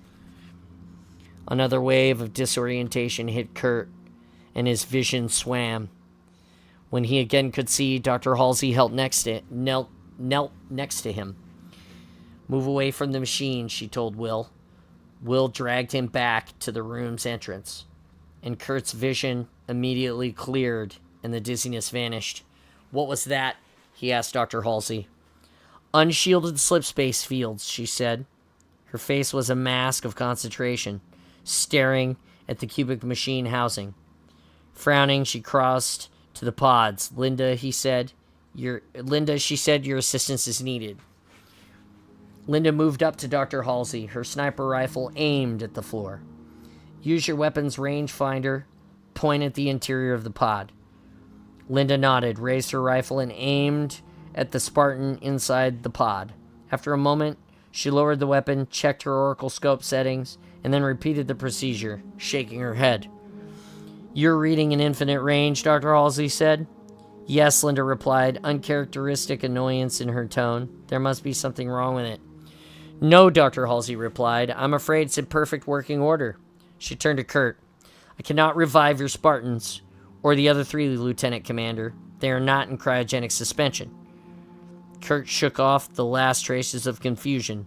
Explain this to me, he said. They are encased in a slipspace field. The process to stabilize such a field in normal space is well beyond my technology or any technology that the Covenant possesses. Essentially, these Spartans are here, but not.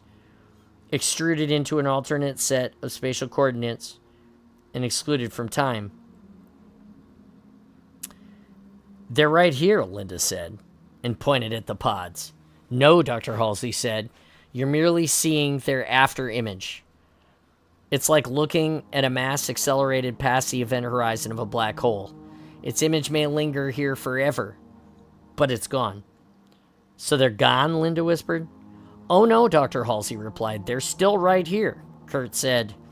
You just said they're gone. Which is it? Dr. Halsey considered for a moment and then replied. Both. The quantum mechanical implications do not translate to simple, non-paradoxical classical terms. Then let's stick to practical terms, Kurt said, growing annoyed. Are they safe? She tilted her head some, considering, and then replied. You could detonate a nuclear warhead on these pods, and because the extruded slip space within is not in this dimension, there would be no effect to the contents. At this reference to nuclear warheads, Ash shifted his pack, which held the 2 cut-down Fenris bombs. Can we move them? Kurt asked. Dr. Halsey walked to the end of one pod and examined the trunk lines attached and uncoupled them. There was a hiss and the pod rose to 1/2 meter from the floor. It appears they were designed to be moved, she said, her last words trailing off into deep thought. Kurt motioned to the pods. Team Saber, Blue, get them uncoupled. We'll take them with us to the core room entrance. The Spartans detached the pods. As Ash maneuvered one pod, Dr. Halsey held up a hand indicating that he halt. She bent closer to the last pod and ran her fingers over the Forerunner icons along its side, translating as she did. So, that which must be protected behind the sharpened image of the shield world, beyond the reach of the swords, for the reclaimed. No, that's not quite correct. That's not quite the correct meaning. Reclaimed, Ash echoed. Maybe reclaimers? Dr. Halsey looked up, startled at him. Yes, a title, specifically an honorific. Yeah, he said. That's what the Sentinels called us, one spoke. Dr. Halsey asked. She pushed her glasses up the bridge of her nose and moved to Ash. I'd forgotten it with everything else going on. Ash shook his head, embarrassed. What exactly did it say? She demanded. The precise wording. It may be important. Ash shifted foot to foot. I don't remember, ma'am. Chief Mendez came up and set a hand on Ash's shoulder. Take a deep breath, Spartan. Go back and think. What were you doing just before the thing talked? We moved to the edge of Zone 67, Ash said slowly, to disengage from Team Katana and Gladius. That's when they started to blow up the Oni bunkers. And then one came after us. It chased Holly right down to the edge of the cliff. I got its attention, threw a rock at the thing, and it chased me. Got pinned in a ravine. I started to broadcast in the open to let Saber know you could get past his shields with slow ballistic objects. Didn't have much to lose at this point. But the Sentinels attenuated my comm signal and transmitted it back to me. Slow it down, Chief Mendez whispered. Take your time. What happened next? At first, I didn't make any sense, Ash continued. Like untranslated Covenant, only it was different. Pungent Juber something. I tried to talk back to it. Told it I didn't understand. I spoke again, still gibberish, but then it said, non sequitur. I was certain it spoke Latin. Linguistic analysis based on the microscopic sample set, Dr. Halsey said. Tried to communicate with root language. Then it said security protocols enabled and shield in countdown mode. Exchange proper counter response reclaimer. I told it that I meant it no harm. I guess that was the wrong thing to say, because that's when it told me I was not a reclaimer and reclassified me as an aboriginal species. Dr. Halsey stared off into space, thinking, yes, she murmured. This all makes sense. It was about to flash me with its energy beam when the rest of Saber came along and dropped a few rocks on it. Ash shrugged. That's it. Kurt had heard enough. More important, he had seen Dr. Halsey's reaction. She knew much more than she was telling them, and it was time he found out what. Okay, Kurt said. Everyone grabbed the pods and moved them to the translocation platform. He stepped closer to Halsey. I'd like a word with you, ma'am. The Spartans maneuvered the pods back into the corridor. Mendez spared a look at Kurt and Dr. Halsey and left. We don't have much time, Kurt said to her. She glanced at her watch. 40 minutes to be precise until the core room entrance shuts. You know what's inside? There was the slightest hesitation, and then she replied, How could I, Lieutenant Commander? But you haven't told me everything. Dr. Halsey's eyes hardened, and her mouth set in what Mendez would have called a poker face. Doctor, I'm not going to risk my Spartans' lives without knowing everything. Even when you might consider an insignificant detail could be a grave tactical repercussion. Indeed, she whispered, and her expression softened a bit. If they mean that much to you, then tell me first about the neural augmentations. Kurt tensed, unsure how to proceed. Dr. Halsey was a civilian outside of his chain of command. There were rules and protocols dictating how the military interacted with civilians under its protection. All too slow for his purposes. If he were not relying upon her scientific expertise, Kurt would have considered more direct action. Instead, he tried again. I'm not bartering, Doctor. You do not have the proper clearance for this information. Now please tell me about the core. You could save lives. Save lives is exactly what I'm attempting to do, she replied and crossed her arms. The gesture was identical to the one Kelly made when she set her mind on resolutely stubborn. Kurt was cornered. If he threatened Dr. Halsey, he could lose her cooperation. If he didn't get the information, he might lose the lives. With time running out, he only had one option, and she knew it. He took a deep breath and said, Very well, the neural mutations for the Spartan 3s alters their frontal lobe to enhance aggressive response. In times of extreme stress, it makes them nearly immune to shock, able to endure damage not even a Spartan 2 could take. Like Dante, Dr. Halsey said, still moving when he should have been in a coma. Kurt relived that moment, holding Dante, who had just a second earlier saluted him and told him that he thought he'd been nicked. Side effects, she asked?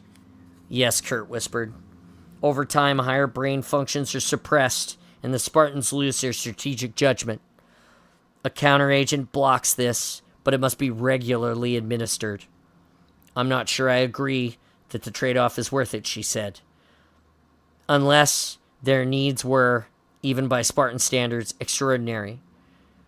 She carefully examined Kurt and then whispered, What happened to Alpha Company?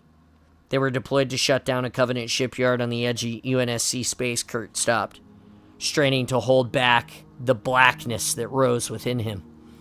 Shane, Robert, every one of them is dead, and the fault is his. I never heard of the operation, Dr. Halsey said. Because it was a success, Kurt replied, regaining some control. If it hadn't been, the Covenant would have destroyed every Orion-side colony. But the entire company, 300 Spartans, all lost. Dr. Halsey started to reach out toward him and then stopped, thinking better of it.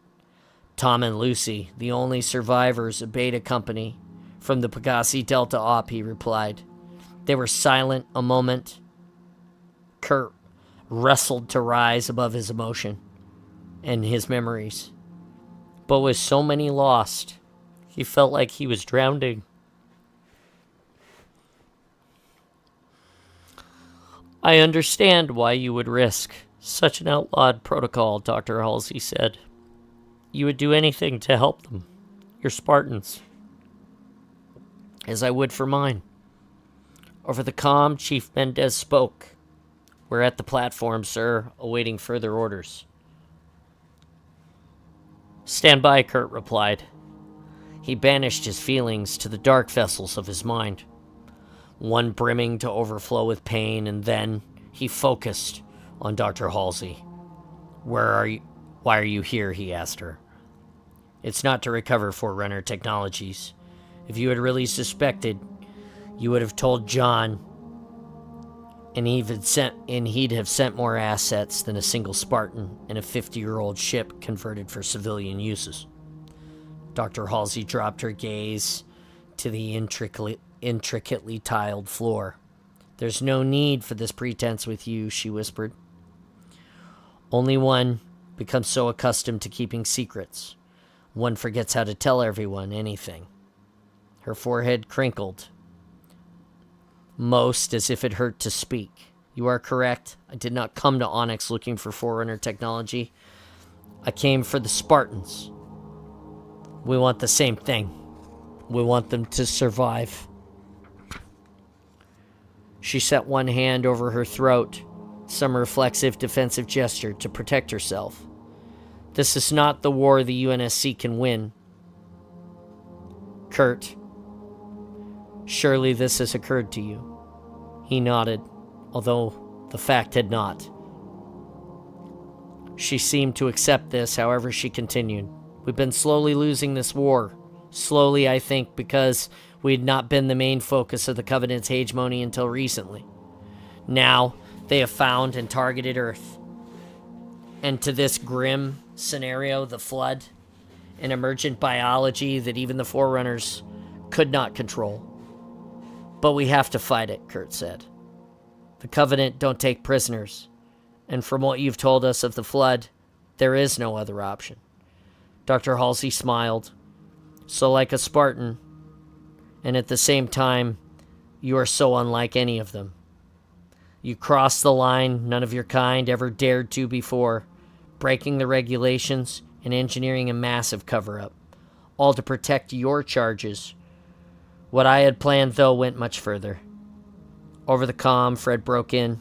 "Sir, the Forerunner controls on the platform are moving, going crazy. I'm not sure what it means." "Stand by," Kurt replied. "You see," Dr. Halsey said, "my Spartan 2s would never leave a fight. They are too indoctrinated to know any other way. But when I learned of the possibility of a new generation of Spartans, I realized that there was a chance to lure them away, perhaps place them in cryo, and fly as fast and as far away as I could from this sector of the galaxy." "To live and fight another day," Kurt murmured. "Stumbling upon this Forerunner installation," Dr. Halsey continued, "was pure chance. Or as much chance as it was building Camp Kirahi next to Zone 6-7. In any event, there might or might not be weapon technologies we can repurpose here. Your guess is as good as mine. There is, however, something far more valuable to us. A way to save lives. What I think may have been part of the Forerunner's original plan. There was a haven for these reclaimers. That..." Gunfire echoed down the hallway, and Kurt turned and raised his rifle. Fred announced over the comm, "Covenant scout party appeared on the translocation platform. 3 elites dispatched, no injuries here. Control panel is still active, advise." "Listen carefully. If you want them to live," Dr. Halsey told Kurt. She wore her poker face again, and there was steel in her voice now. "Order Fred to move the pods onto the platform now." Chapter 37. 21:30 hours, November 3rd, 2552 military calendar, Zeta Doradus system.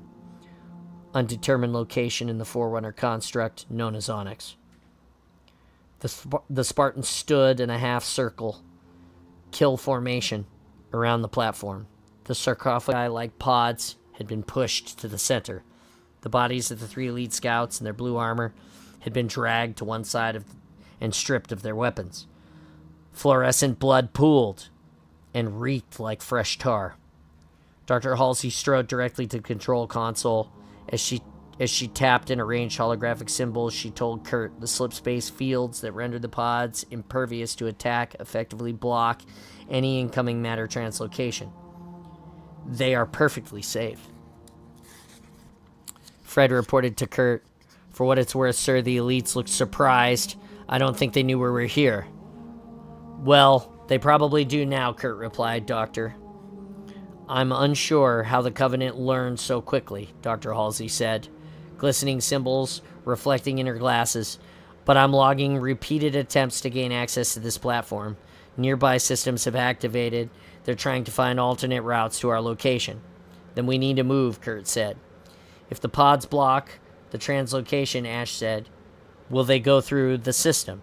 Dr. Halsey considered this. I believe so. They're designed to be transported. Once their slip-space fields are caught in the wake of a locally generated spatial distortion, they should be carried along. Set mission timers in countdown mode, Kurt told them. And he looked to Dr. Halsey. She consulted her watch. 32 minutes until the doorway to the core room closes, she said. On my mark, Kurt said. Mark. 32 minutes appeared on the lower right corner of the heads-up display. Defense formation beta, he ordered, and motioned everyone onto the platform. Use the pods for cover. We'll carry Dante's wrapped body and set him gently onto the platform. Kurt quickly looked away, but every time he saw the corpse, it reminded him that Dante's death was his responsibility and that he had failed the young Spartan. The Spartan 2s made a ring inside the pods protecting Mendez, and the Spartan 3s lay flat and aimed under the floating pods, giving them 360-degree fields of fire. Dr. Halsey joined them on the platform, crowding next to Chief Mendez. She opened her laptop and linked to the Forerunner controls. Are you certain? She asked Kurt. The Covenant may be able to track us to the core room. We might lead them directly to it. The look on her face was unreadable. Kurt recognized the question of strategy. Continue to the room or escape while there were UNSC forces in space over Onyx. Dr. Halsey had hinted there was a way to save the Spartans' lives. Something linked to the Forerunners, the original plan for the Reclaimers. But he didn't have the luxury of making plans based on Dr. Halsey's half-explained theories. He'd stick with his plan. Get to the core room, grab whatever tech or weapons there were, and get off of this world. He had a mission to accomplish. And failing that, his gaze moved to Ash and his pack with the 2 warheads. He could still deny the enemy their prize. Core room, Kurt said. Dr. Halsey sighed and nodded. Was it a resignation he detected on her face or relief? She was the most difficult person to read that he had ever encountered. Rings of golden light enveloped them.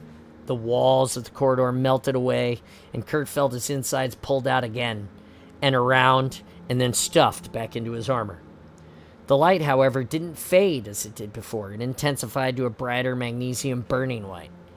Mendez dug into his vest pocket and donned an antique pair of mirrored wraparound glasses. Dr. Halsey's glasses automatically darkened. Kurt's visor wasn't polarizing to compensate, so he manually stepped up the tint by 60%. At first, he mistook their location for an open plain of snow, somewhere on the northern polar region, but then he saw walls in the foggy distance. He estimated 5 kilometers. He pushed the polarization to 80. The floor became visible, tiled with Forerunner symbols in silver, ruby, emeralds, and ambers. Each line and curve interlinked in a precise Penrose geometry. Although, if there was a discernible repeating pattern, Kurt did not see it. The symbols seemed to sing in his mind as he frustratingly closed to understand what they said. Some larger galactic transcendent meaning? Kurt shook his head to clear the delusion. He fell back to his training and scanned for motion. No one in sight. There were no visible, defendable positions either. He checked his rifle, ammo clip full, all SPI systems checked. As the vision continued to adjust, a hill resolved in the center of the room. There was a uniform slope to the floor that gently rose and then arced up hyperbolically a dozen meters. It reminded Kurt of an anthill. Around an apex of this hill sat a crown of fins raised to the sky, buttressed at their bases and pronged at their tips. They towered another 10 meters above the structure. If this is the core of the planet, Kelly whispered, there should be little, if any, gravity. It feels normal. Dr. Halsey rechecked her laptop. Translocation confirmed, she said. We're at the center of Onyx. The gravity is artificial. Teams of 2 deploy, spread out. Recon, Kurt said. Doctor, Chief, Ash were going to the structure. Green acknowledgement lights winked on. Sir, Hawley said, what about Team Katana and their pods? Leave them on the platform. They'll block incoming Covenant translocation. It felt wrong to leave them here alone. So he ordered Hawley to guard them.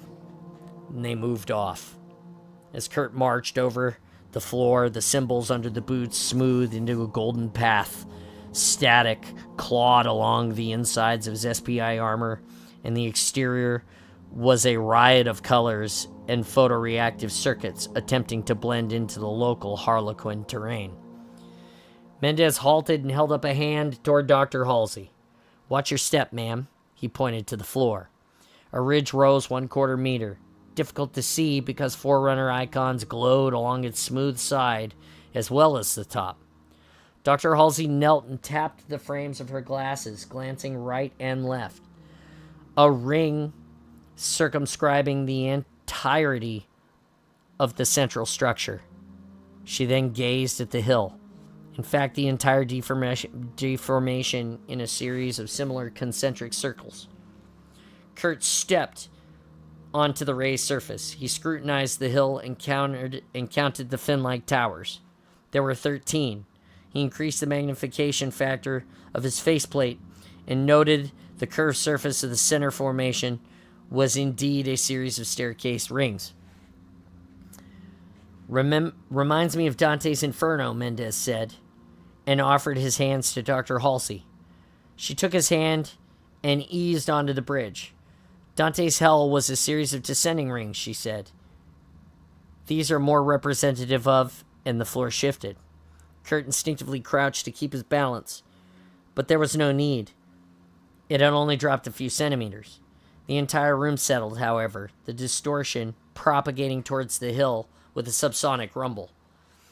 If the core room is in the center, Dr. Halsey said, hastening her pace, we should hurry. Something here, sir, Fred announced over the comm. You better see it for yourself. Kurt turned towards Fred and Mark's IFF signals. On his heads-up display, there were silhouettes against a glare 150 miles away, or meters away. Ash, Chief, escort the doctor to the structure. Keep me posted. Roger that, sir, Ash said. Kurt jogged to Fred and Mark and saw the Spartans standing at the edge of the black hole. A 7-sided smooth patch, devoid of Forerunner iconography, a holographic console stood next to it, with icons moving. Translocation platform, Fred whispered. Active, if I'm reading these control panels correct. Well, use another pod to block it, Kurt said. He stared and started to key the comm, but Ash then broke in. Sir, I've got some height, and I can see dots on the floor. Black dots, Kurt asked. Yes, sir, counting a dozen. No, make that at least 30 of them scattered in a rough circle. Kurt's heart sank to the pit of his stomach. There were too many points to egress or to block. They potentially faced an enemy with superior numbers and firepower, and all they had was a single semi-defensible position. 26 morphed to 25:59 on his countdown timer. They were close to the core room now, a possible treasure trove of Forerunner secrets, with a sizable Covenant force on their trail. It wouldn't be enough to get there first. They'd have to prevent the enemy from getting there at all. Kurtz balanced the lives of his Spartans against the billions that might be saved, and the choice was regrettable, but all too clear to him. Kurt double-clicked the team comm. Olivia, Will, Hawley, grab those pods and get to the top of the hill ASAP. Kelly, set up the last Lotus mines around the structure. Everyone else, get to the top and unpack everything. Load all the rifles. Prepare to defend against incoming enemies.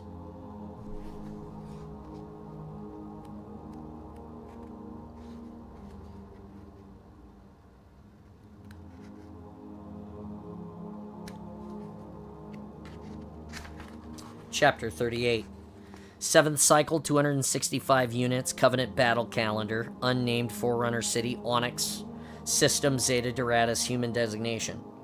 Fleet Master Voro inspected his battalion.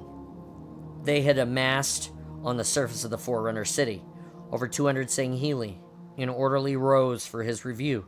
Dropships and Seraph fighter craft hovered overhead, their landing lights playing over the courtyard, guarding against unsuspected sentinel or demon attacks. The nearby edifices and paving stones of black and white band mineral provided a sharp contrast to his soldiers in their primarily colored armors. He glanced down rows of warriors in blue battle suits standing at attention, ready to fight and kill and possibly die at his word. The only grumble among the soldiers was because they carried Kegyar shield gauntlets to supplement their armor systems. Many viewed this as a grave dishonor, but Voro had ordered it so. They would take no chances with the human demons. These Spartans, the Sangheli, could not lose this world, as they had the first Halo ring. Voro nodded to the Major Domo Sangheli in their glistening red armor. The Majors caught and held his gaze. They believed him. He saw it in their unwavering stares. Their confidence was infectious, and they gave him pause, for it was a dangerous thing for a leader of any rank to believe himself unstoppable. Still, Voro marveled that he had been given command of the El Toro, Arlan, and Nonono warrior creches. Creches.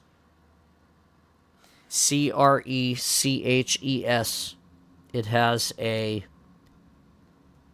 tilde above the E. We'll check it out later. Whose valor and savagery was legendary.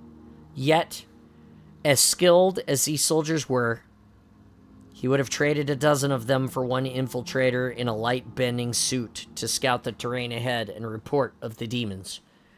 He halted before Peruto and Runa.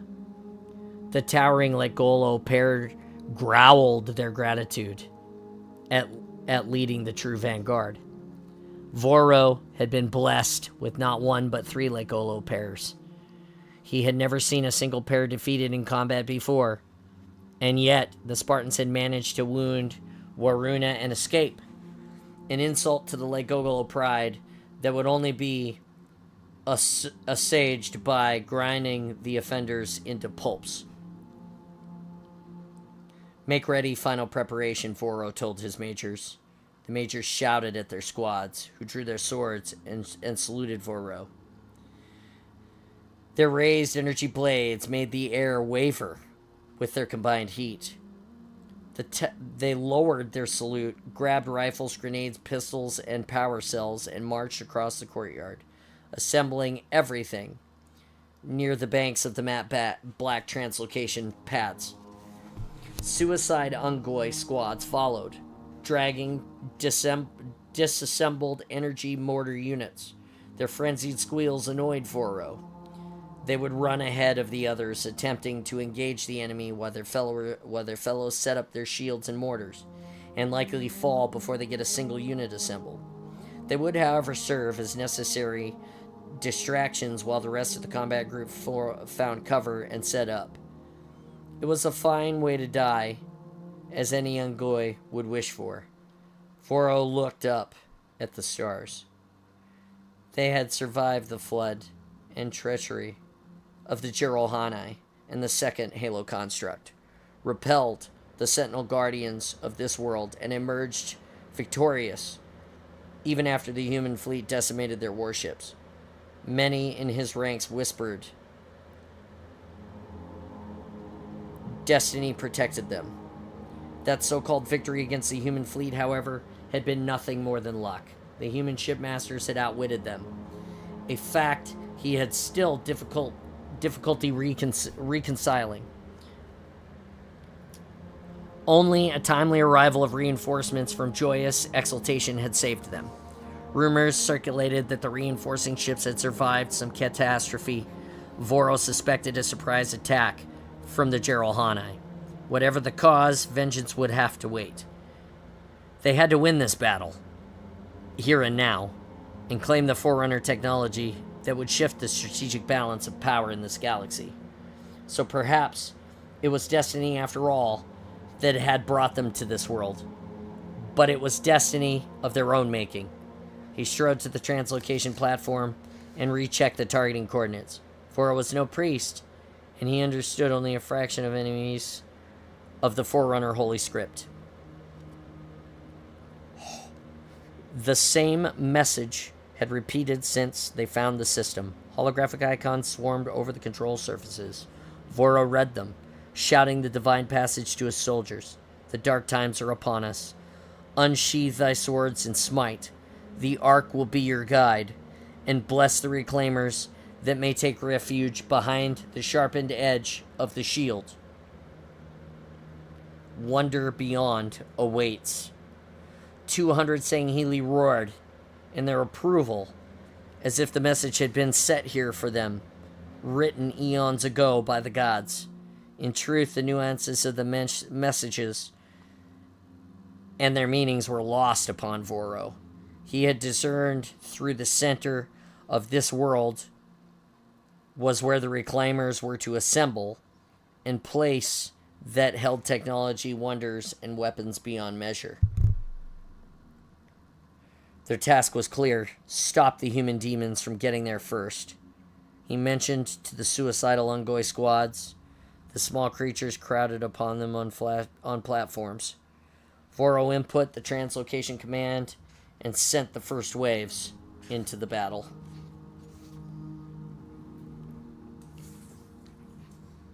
Crash. Thank you. Thank you for the help. That's it, chapter 39. We're on page 352. So we've got 30 pages to go. We're about 2 hours into the stream. I feel like that's a lot. And because of that, we're going to stop reading for today. We're going to switch gears. I'm going to reboot my coffee, and I'm going to join the launch bay where people can come and hang out with us. I'm going to spend a few minutes talking some more about things, about plans for the future for HCS next year, and how I feel about the about what's going on with Halo right now. I heard some things this morning that I thought were interesting, that I would like to share from some other content creators, which will help us open the lines of dialogue between all of us in the community about how we feel about Halo and how we hope it's going to grow. I have nothing but good hopes. I know that the community is strong and that on our backs we will continue to carry the mantle of Halo. I'm unsure if Halo Studios will be good or bad for the community. But I hope that the changes will bring goodness in the future. Maybe. Anyway. Here we go. We're going to switch. We're going to switch rooms now. Give me just a moment. How do I do this? I always have trouble with this every single year. Or every single week. Okay, there we go. We switched to the launch bay. And if you guys will give me just a few moments, you can watch the chair and observe the cleanliness of the Spartan space while I go reboot my coffee. More to come in just a moment. I'll be right back. Thanks for listening to me this morning. I appreciate you.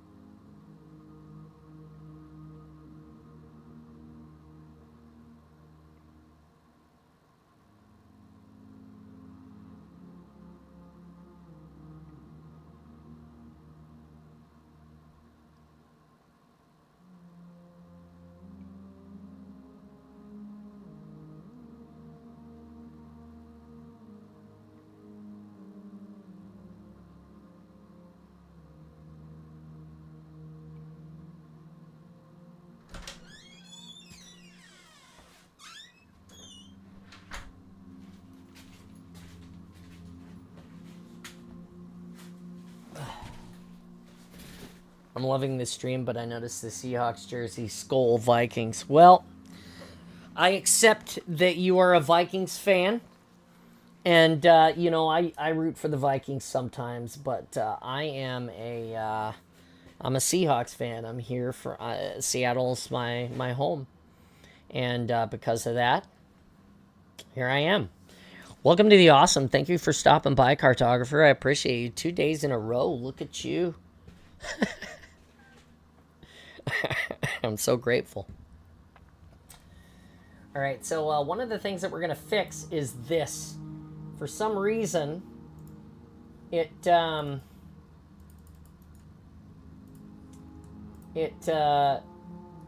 a problem. So I'm gonna delete it, and then I'm gonna rebuild it. Yes. Let's see if this fixes it. That was a...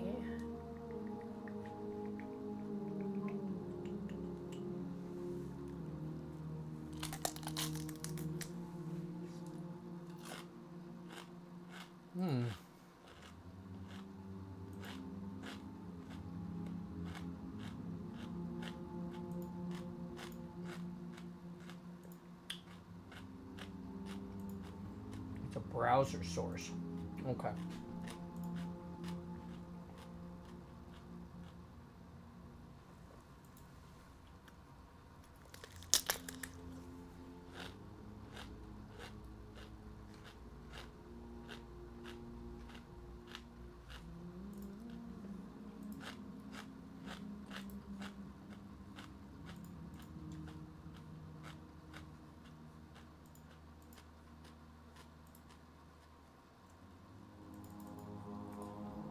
Paste. Okay, why is it not, for some reason,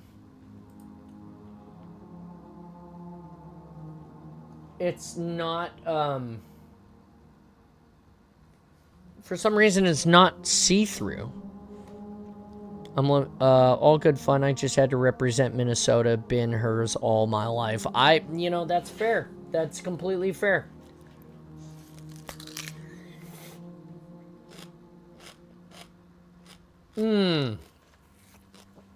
Thanks for stopping by, Moose. How are you today? We're trying to fix the heart rate monitor because it used to be opaque and you could see through it. But now, for some reason, it's gray and you can't see through it anymore. I'm not sure what happened. If it got broken or what.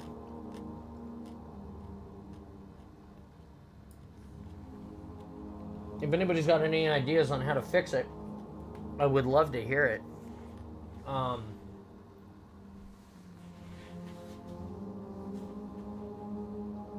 Does not seem to have a, I'm looking at the screen right now, it does not seem to have a,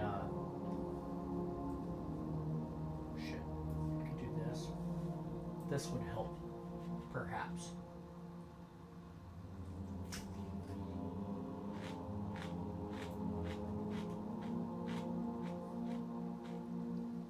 You see?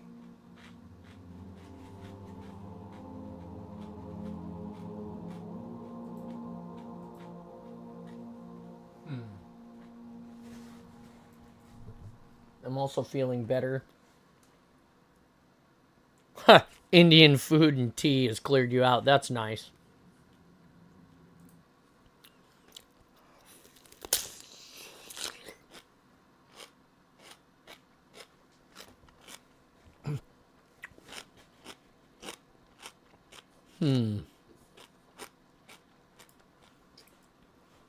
Let's Google this.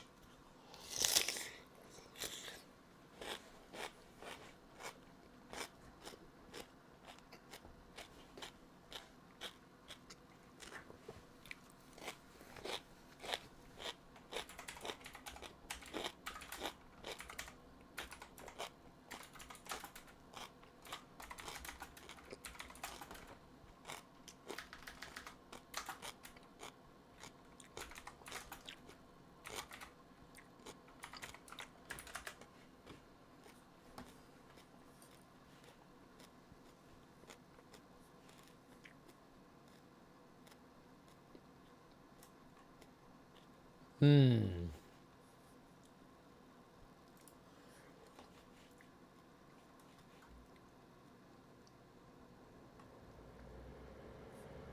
I was gonna say if you're from a group, they're getting sick now. Yeah.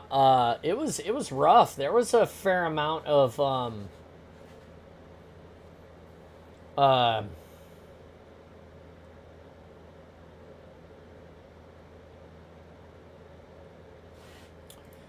there was a fair amount of that.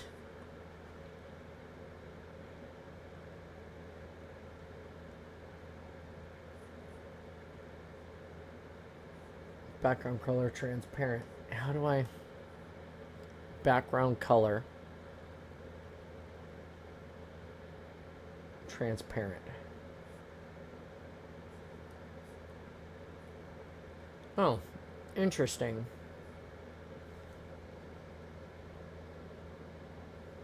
Pick out your font. Personalize your widget with any Google font in 5 steps. Analyze existing configuration. Oh, here we go.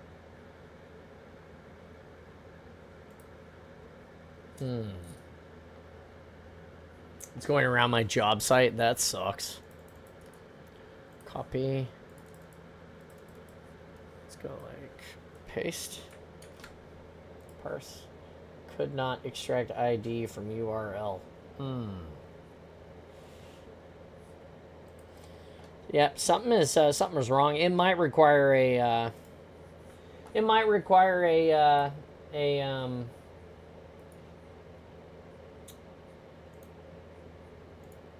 might require a reboot.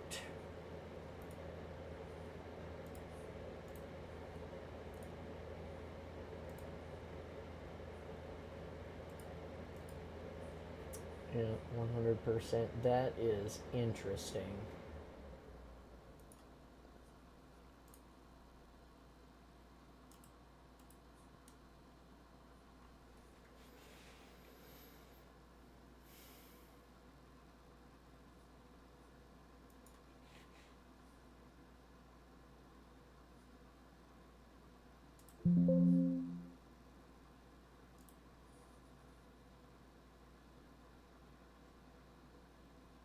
Intermission, chat box, alert.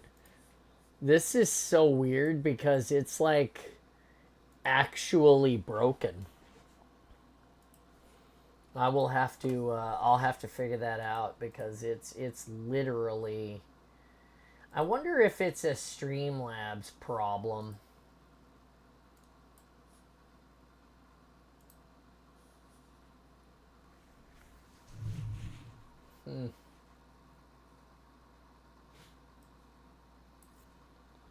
I delete this. No, that didn't help it.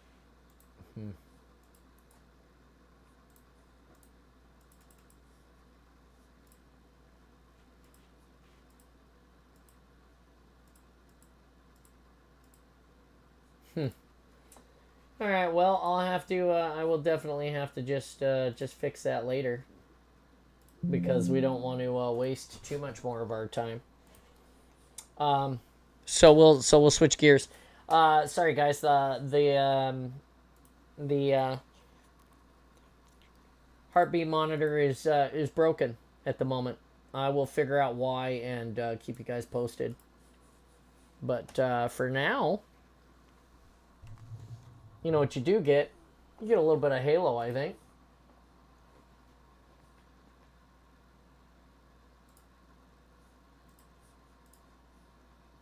And that's gonna be cool.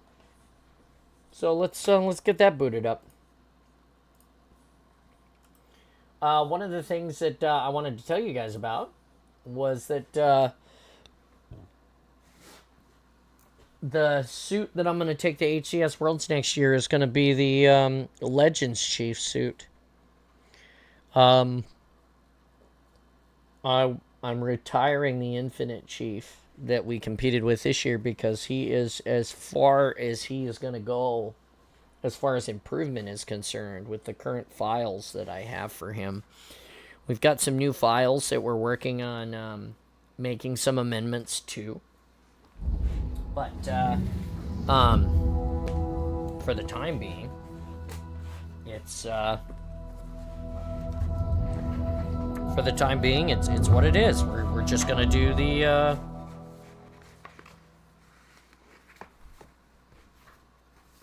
whatever it is we're doing, because I just forgot what I was talking about.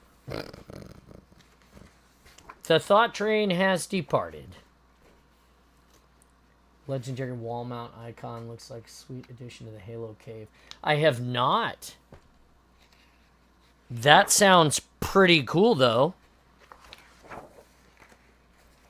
Let's see here.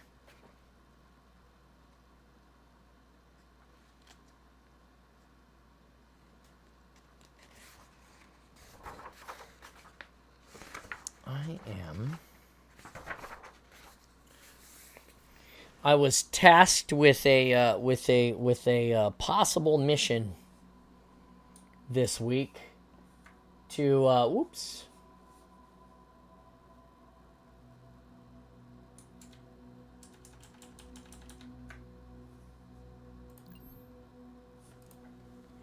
I was tasked with a possible mission this year to help one of our forgers possibly build a forge map. I'm really excited about it. So I'll be working on that soon.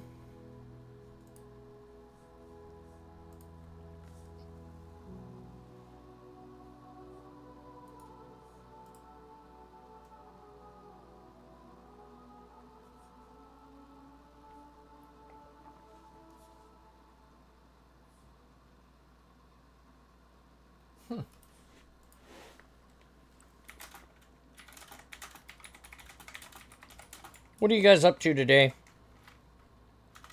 Is everybody having a great, what is this, Thursday? It's reading day. Is everybody having a great Thursday?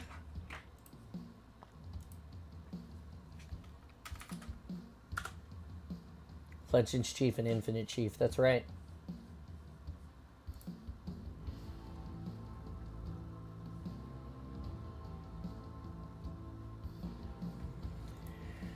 That's right. Infinite Chief is gonna get a huge rework. If I'm honest, what's gonna happen is we have another set of Infinite Chief files. The pauldrons are from that set of files. The pauldrons that I currently wear are from that set of files. The helmets, the boots, the helmet and the boots are from that set of files.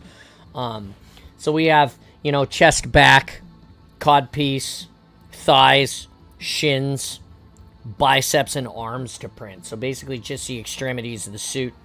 I mean, the chest and the back are big prints, but yeah.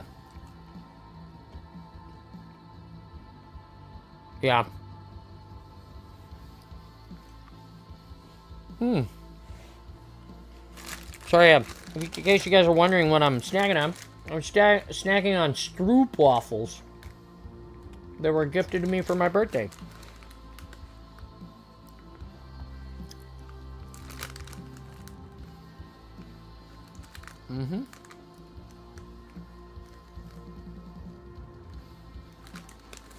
Cool stuff. Nice snack. No, that would be Stroop. Stroop waffle. Stroop waffle. Now, my friends from Finland and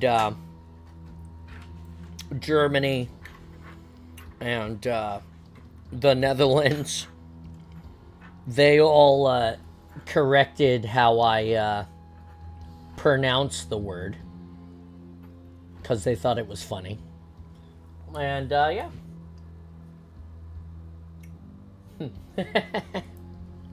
It's funny stuff. Check it out. We're gonna check out the challenges. I'm just checking the store because it's what I do. Nobody cares about the bird Spartan helmet. Sure. No drink, you drink. Morning. Again, good morning. You're a strudwaffle. What's up, Moose? How you doing?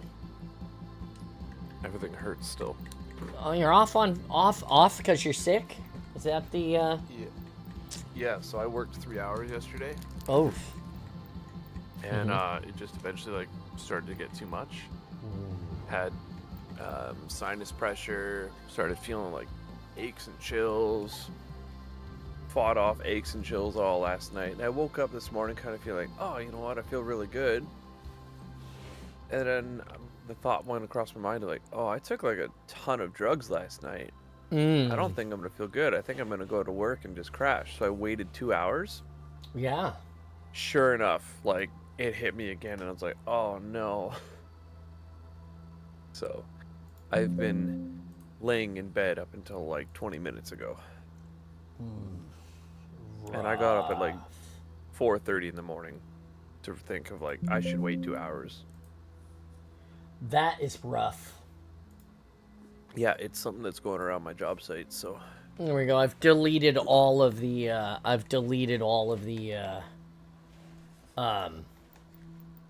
hyper rate now. I'll have to reinstall that widget. For some reason, it stopped being clear, or see-through. And now it's just a big gray box on my stream, so I'm a little busted about that. I'm sorry you're not feeling good. That really sucks. I was worried, honestly, that I was going to get the sick after HCS Worlds, and not because of the amount of people. I mean, there's obviously germs from all over the world and people from all over the world, people sneezing, hacking, coughing, existing, breathing, human beings are human beings, but more realistically, it was the Mike explains it. You get so much, like, especially this year. I didn't win the competition, and I didn't get as much love on the community stage as I got last year. I didn't advance to the finals to win, which sucked. I think that I did make it into the top 6 again this year. I think that had there been several categories of competition, that I would have won at least one of those categories for sure. If it had been like journeyman, masterman, journeyman, novice or whatever the bottom rung is for new cosplayers, I feel like I most assuredly would have won one of those brackets and got some money. I mean, so many people told me that it was like the best Infinite Chief that they've ever seen. Like, I know that my undersuit could be better. It needs work. I could change the geometric shapes on the shoulders and the knees that add value into a pad that is still into some sort of pad that is still padded and still has shape that is more on par with what the Chief wears. And I realize that there's always things that I can do to make the suit better. But I think everybody had pretty much come to the conclusion this year that that particular iteration of that Chief is not going to grow anymore. I would have to take him completely apart. I mean, it's like I said, though, that Flood guy would have been very hard to beat to begin with. I agree. I think that the Flood guy was definitely that Flood guy was definitely a huge proponent of competition. And I'm glad that he won. He definitely deserved to win. He definitely did. Sorry, I'm trying to find a... You'll get a win, John. You'll get a win. Next year's going to be Legends Chief. I'm a little worried that Legends Chief is not going to have the same... What's up, Kravis? Good morning, by the way. Are you thinking about height? No, I'm not talking about my height. I'm just talking about the fit and finish of the Legends Chief. Like, compared to... I think that the fit and finish of Legends Chief is better and it's good. I'm concerned that people will not appreciate Legends Chief as much. Hey, tell me if the match starts. I gotta run in the house for a minute while we're waiting. Go ahead, I'm listening. Yeah, that's what I said, that people don't understand the hype for the Legends Chief as they understand for the Infinite Chief, because they haven't been exposed to the to the Legends Chief that much. Oh, you're saying hype, not height. Yeah, Is that what you're correct. getting He at, was Crip? he was saying hype, HYPE. Okay, I misheard. And at Mind you, I'm first, I 6, thought so- he said height as well as like how tall I am, but I think that I got it after that. He said No, height. he's 100% right. Like, not a lot of people have experienced the Halo Legends. Yeah, exactly. side of Through the things. comic books or through the comic books or through the expanded lore, I don't think a lot of people do. We did get the Halo Legends McFarlane figure, but it is a fairly obscure suit. I think he's the better suit in fit and finish for what he is. He's got a lot less print lines and stuff on him. There's still a few that I could probably go in and fix. John, just letting you know, you got a one or more members of your fire team is on PC and has invalid easy anti-cheat authorization. I see that. That is so dumb. I'm standing over here fiddling with my printer, waiting for this to load. While again, if you guys want to see all the shit that I'm doing when I'm running around in the Spartan space and you can't see me, what you really need to, what I really advise you to do, or what I really need to do is I really need to get an OBS bot, is what I need to do. Okay, so here's what I'm gonna do. I'm gonna leave the party because I'm surprised they haven't fixed that problem yet. this was supposed to be fixed with the new update. Like, a bunch of people have said this. Like, oh man, 2 of my new buddies are on. Last night in the evening, I was playing Big Team Battle with Uber Nick and a couple other people. That was cool. Oh, Dark Maiming is hopping on. Look at all these cool people that I've become friends with. Innie00 is on. He's welcome to play with us if you'd like. You gonna play with us, Moose? Or are you waiting for It's go ahead. doing an update. Join on me now, Krampus. There you go. All right, we'll get this thing going, and we'll have you with us. 4 gigabytes out of 4.2 gigabytes.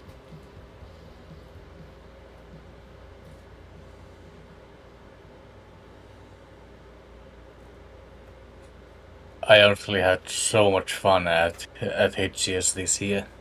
I am so Yeah. glad that you had a good time and that you made it home safe. That is the second thing that makes me happy. Is that you made it back home with no issue. You're a safe. Olcom made it home. Yeah, I'm so Ben excited. made it home. What was your favorite part? For me or for Krampus? Both of you. Go ahead. For me, I would say it was meeting my friends in person for the first time. Meeting. I was Just getting extremely your first giddy. interaction. Yeah. Yeah, it was I was extremely giddy when I saw John in person. Like, I was holding back, just grabbing him and hugging him because he was talking with someone and I didn't want to interrupt. Yeah, it was a really great experience. We did for me, it was the fact that, so I kind of regaled this a little bit on the stream yesterday, and I don't mind saying it again, for people who are paying attention out there. I met so many good other creators. I got I was featured on the Red Gear stream. He shouted me out on Sunday, and then he shouted me out again yesterday night after I was all done streaming. I was sitting around here in the Spartan space just trying to figure out. It's one shot, Krampus, so just be ready. Affirmative. So One day. to be able to meet so many other content creators that I had already sort of met, but that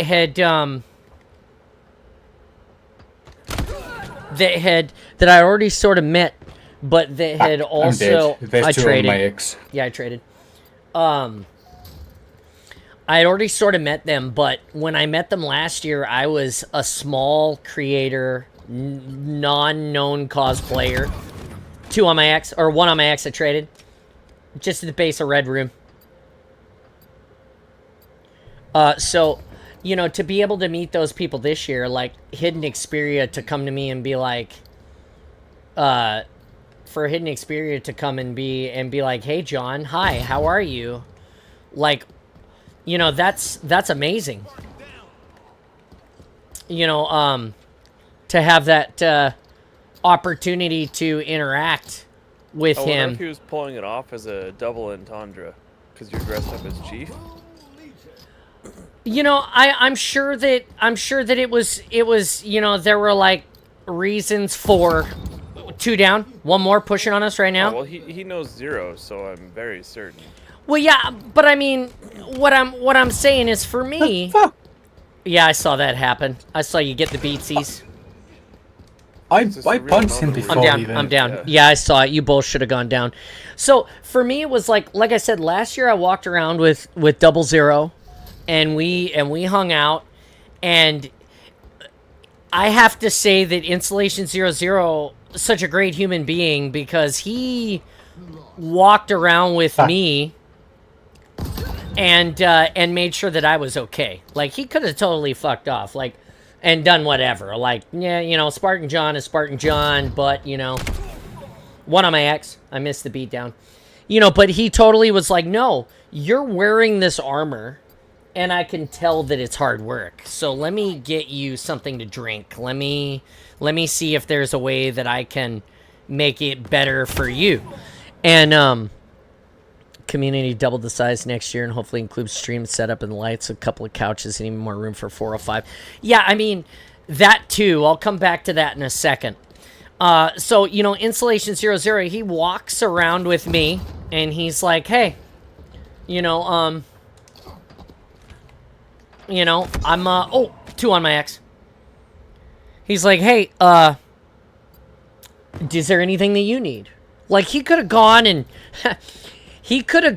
hung out in the VIP and pretended he didn't know me, and just been his own, like, yeah, you know, John's John, whatever. But instead, you know, he took the time to make sure that I was cared for, because he knew that I was there for the community. You know, I was there for me, but the chief is for everybody, right? I bring him for everybody.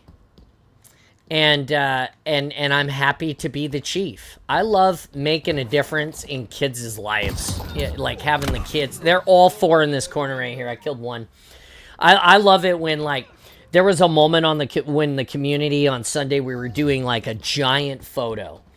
And if you guys see it, I'm only in 1 community photo with the 405th this year, like 1 complete total photo, because I missed Saturday.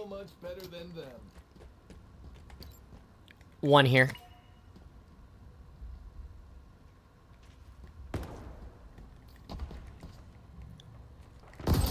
Fuck.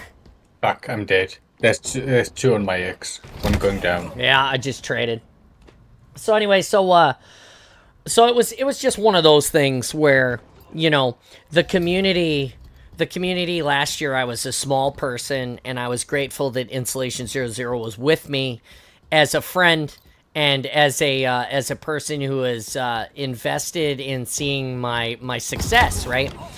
And then this, you know, I met Uber Nick last year. I met Fletch last year. I met Hidden Xperia last year.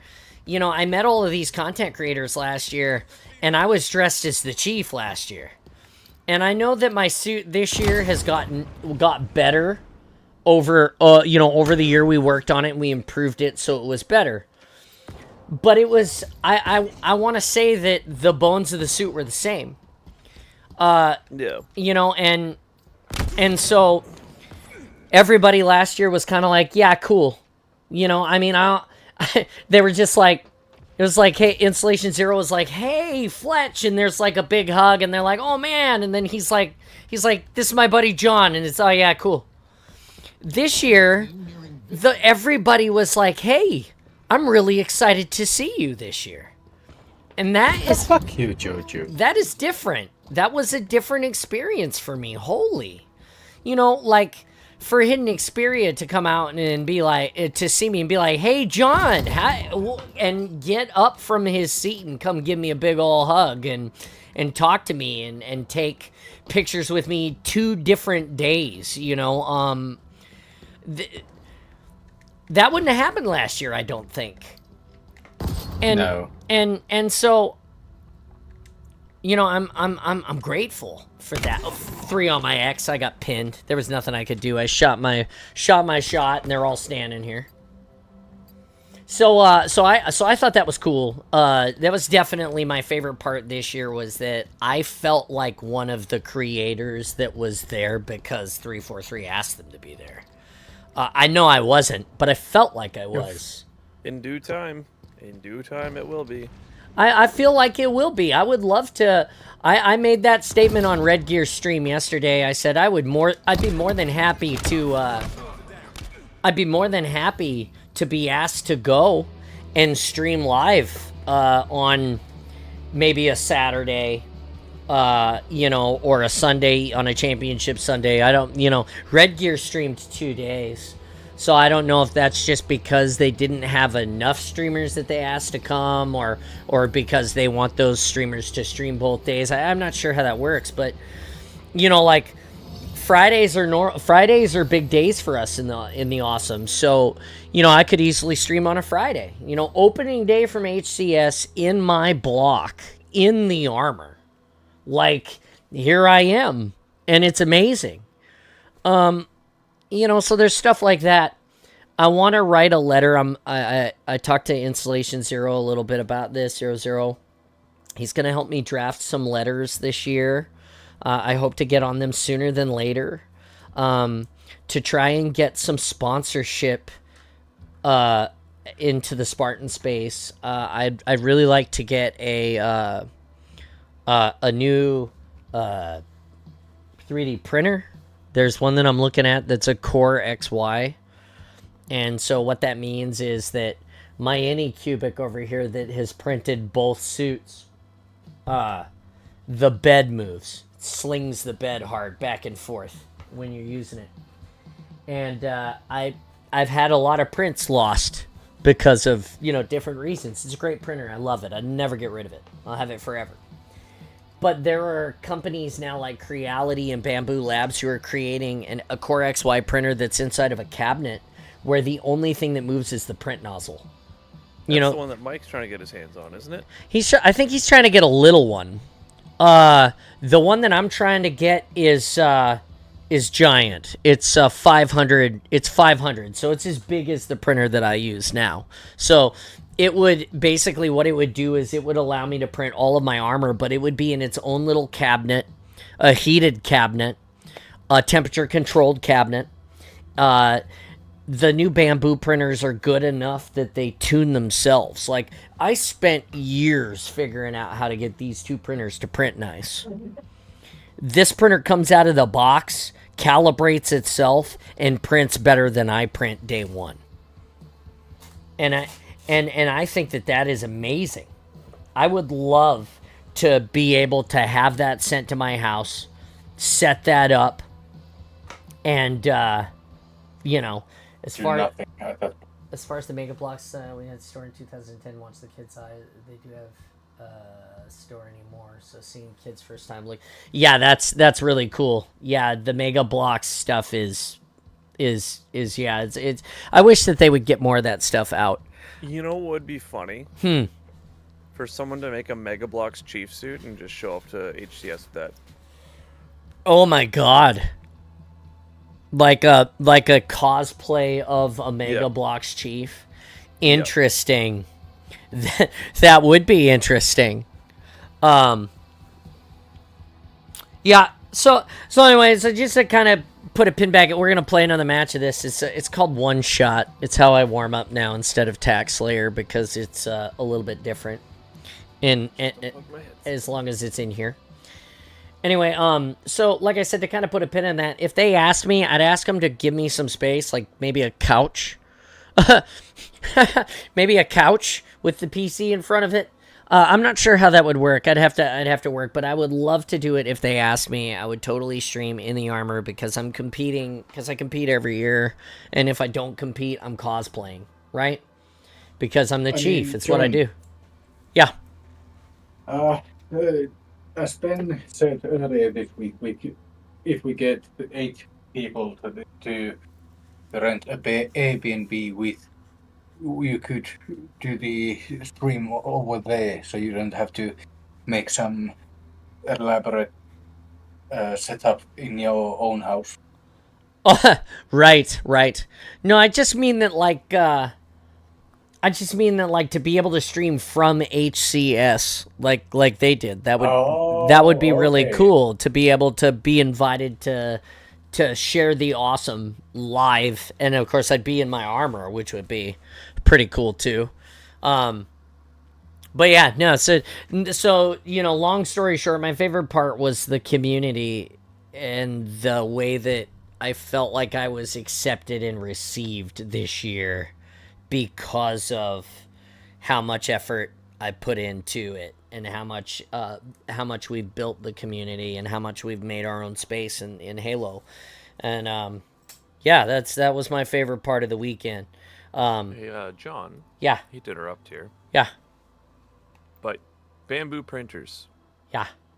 Which is the one you're looking at? It's not out yet. No? No, it's 100% not out yet. My printer is 420 by 420 by 500 is my print bed. And the new one I think it's either 450 or it's 420 by 5, but it's not out. Even the community would say next year we could. I'm looking at some table and chairs, and I've got lighting equipment. I could do a couple streaming equipment and get easily. That's cool. Yeah, I mean, I just know that they set up the community stage with those, or they set up that stream area with that PC for those people, and I don't know if that's sponsored, but that's totally something that I would do, that I would be willing to do. I think that that's a hell of a thing. I understand that the 405th booth that was there for photographs this year was donated to the 405th, donated to the Halo Museum. You guys can check me on this, but that booth has been donated to the museum and will become part of the Halo Museum. So, I would request that, yeah, exactly. I would request that that come back every year as long as Halo Industries has it or Halo Studios has it, because, that's a great backdrop for the photographs that we have. I'm on your 6. I'm going left. There's one above you, 2 above you. Coming around to you. There's one on my X. Roger. Red rim. So, so that's really important. I think that it's important to have the one here. Fuck, I missed him. I think it's important to have that, for sure. Oh. Yeah, right? How the fuck? There. Fuck you, Squiddy. It happens. But, and then, we were right there. It was nice to be a bigger part of the Halo community. We had, the 405th booth was attached to the, one on, it's that overlook across from the red room. Fuck, behind. There you go. You got him. I just shot that guy in the liver.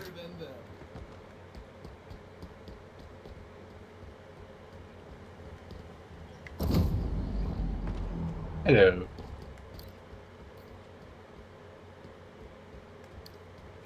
They're going to green stairway. Oh. Green stairwell.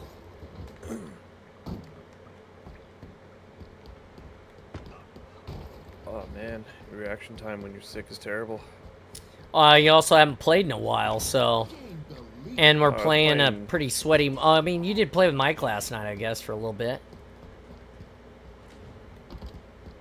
Yeah. No I eyes. haven't touched a computer in a week. Oh. That's right. He's been here in Seattle having a blast with us. I have to Ooh, come red there room. next year. Two of them, one went right, one went left.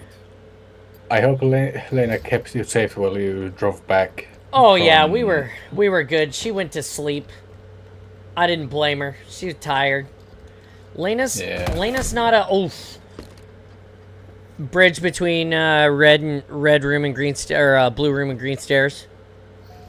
I would say you, John, are a blessed man because you have her. Oh, I'm so lucky that I found my wife and married her before she found somebody else that was cooler than me. 100%. I punched this guy in the back. But you are blessed. I am. I totally believe it too. Fuck. God, I'm playing like a trash bag this match. And then the other thing is that there was supposed to be photography that was happening that didn't happen. I guess that it was canceled. I was scheduled to be part of that, and it never happened. So I was upset about that. They're coming around back to the red room, Overman Cannon.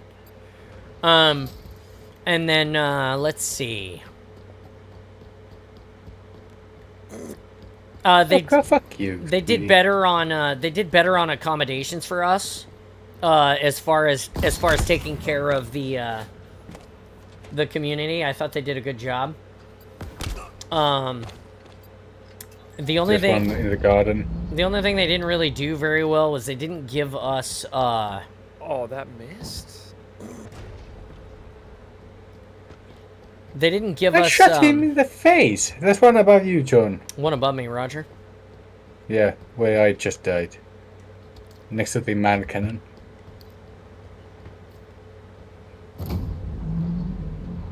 I just took the shot for somebody. Yeah, you took that for me. I'm in here now. Got one. One in middle.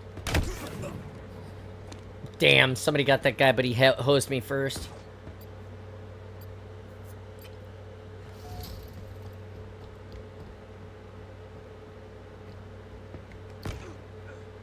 Start paying attention to the game unless oh wow, that was a lucky shot. But I swear the lunge doesn't work in this map. they rushed us all. Oh yeah, the lunge. Yeah, sometimes it doesn't. I don't think it's a map thing. I think it's something else. I would say that they rushed us all on the cosplay on Saturday, or on Friday compared to Saturday. Saturday they seemed to give everybody a little bit more time to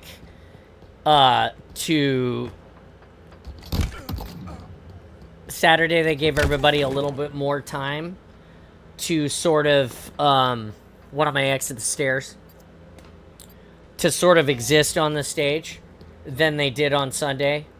I know that for certain because for instance, and I felt bad, but my buddy Draxus, he had Double team. he had the failure. How did he see me? He had the failure, so his suit broke when he got on the stage. His chest plate fell off onto the ground, and that broke my heart because I've helped him a little bit with his choices for his suit and how he assembled it. I've advised and been there, and so that was real rough seeing that. But again, he was okay. It was okay. He got it all sorted. Oh, fuck yourself, Squiddy. Jesus, it's all right. I feel like we've played Squiddy before. Hey, Martha. How are you? Hi, how about you? Not bad. How was your holiday? Fun. You like it? Yeah. Oh, that's nice. Yes, I souvenir for you. Oh, thank you so much. At least one of you. Cold and Yeah. There we go. Okay, now we can.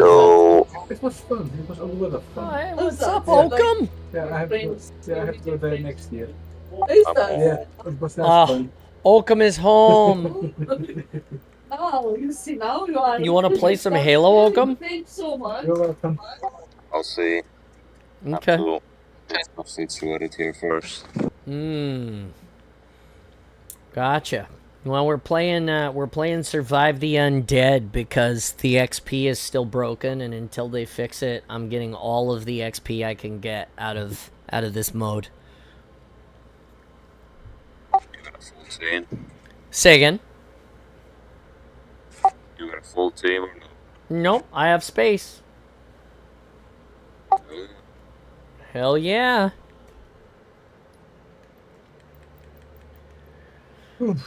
Whew. I've been playing playing a little bit of the hockey moose, still keeping myself warmed up, trying to get better. Just warmed up to lose to me again. I mean, I beat you, and then you didn't want to play the tiebreaker the other night. Ah, So it was. I know like you were 10 o'clock at tired. You had to night. go to bed. I know. I know you young guys can't stay up as late as us old guys. I'm just kidding. I pushed you Punchies. back to overtime.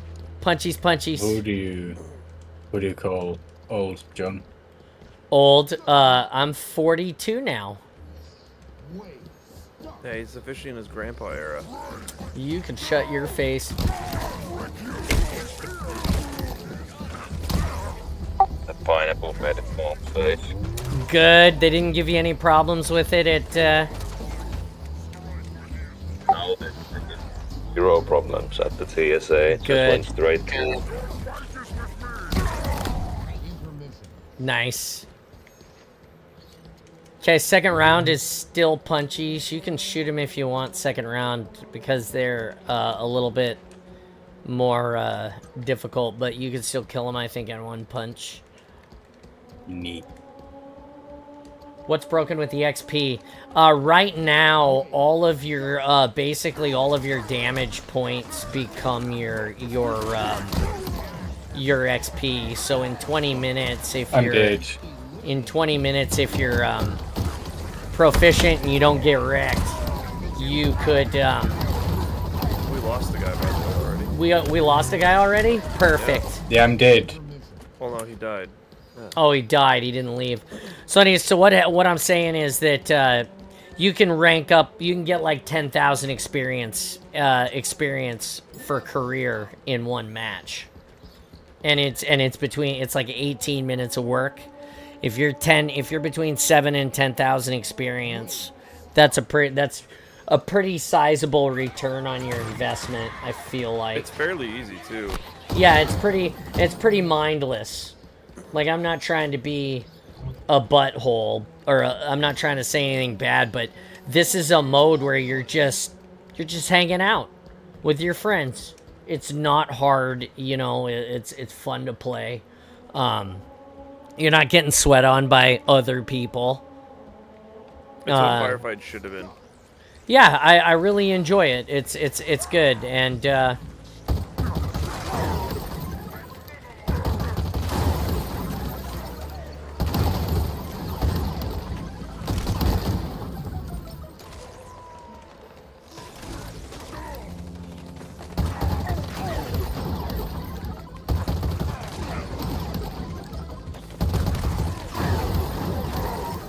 God, I love this gun so much. If you stay away, if you're away from people, Which one?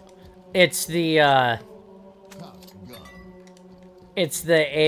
the calcine disruptor AR. You just shoot it from the hip into a pool of dudes, and they just explode.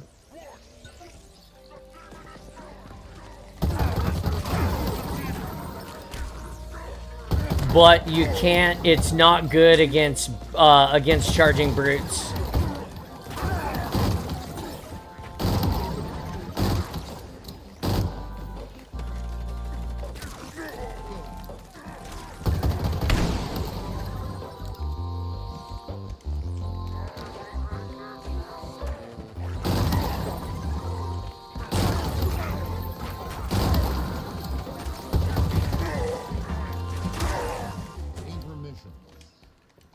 It's good because you can shoot it from the hip, into a bag of dudes, and they Oh, all just look right here.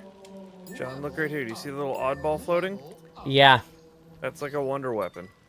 Oh, that's why I hate it when people fucking shoot the dudes outside of the map. They drop that shit where you can't get it. Yeah, it sucks.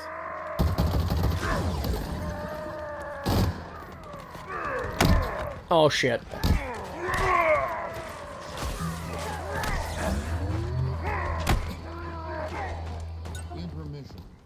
Oh, lucky me. What? That round ended just as I was getting ammunition because I was about to die. Nitrous oxide fucking slaps. Yeah, it does. Not as you think nitrous is good? Oh shit. Fuck, I'm dead. Oh shit.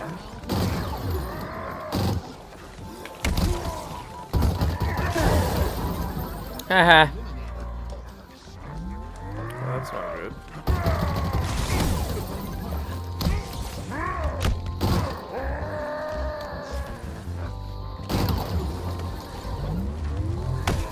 Oh shit.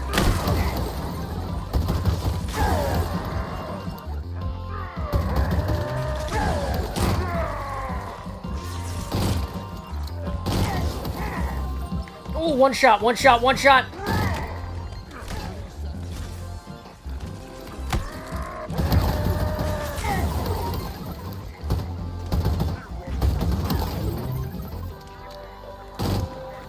Fuck.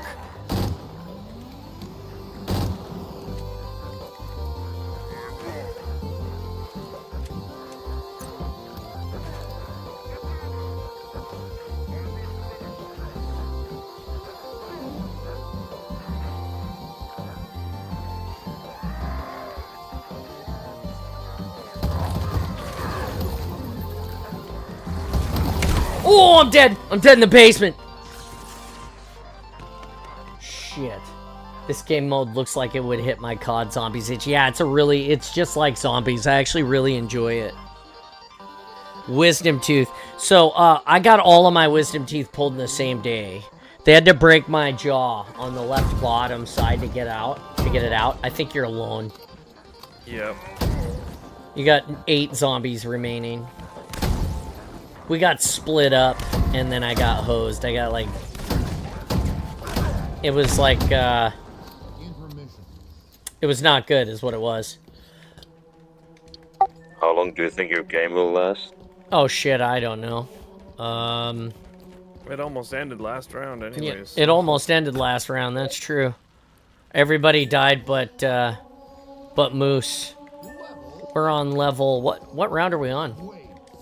No idea. We're on 8. Oh god.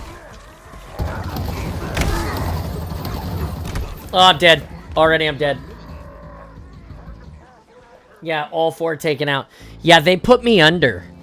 I remember because the nurse that helped me out, that brought me in and took care of me, she looked like Anne Hathaway with her mask on. I remember.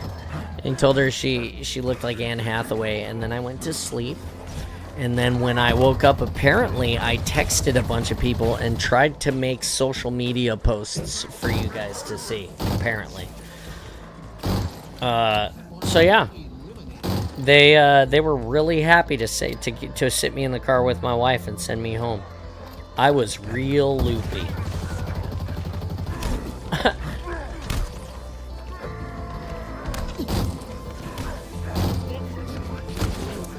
Fuck you.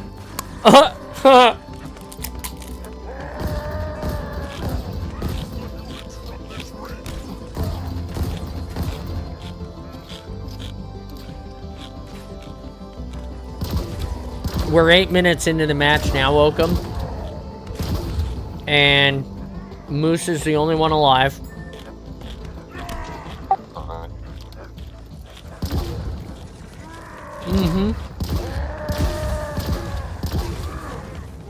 Yeah, you did. You got off easy.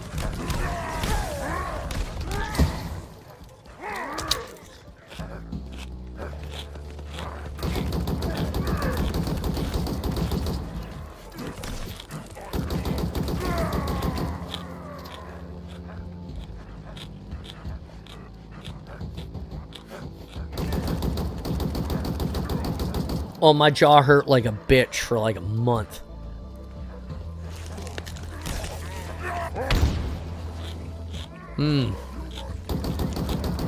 I'm so sad that the end of the harvest season is here. I'm really gonna miss these lemon cucumbers.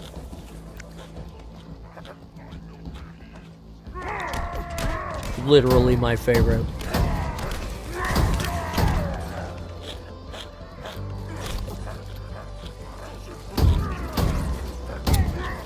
Oh, we're gonna go another round. I see you.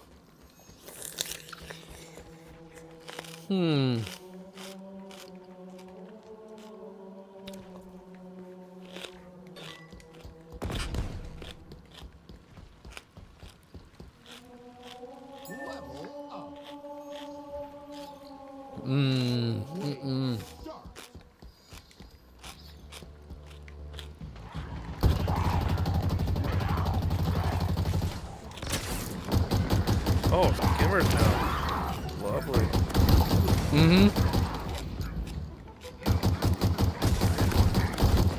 Shit! Shit! Oh my god, where'd you come from?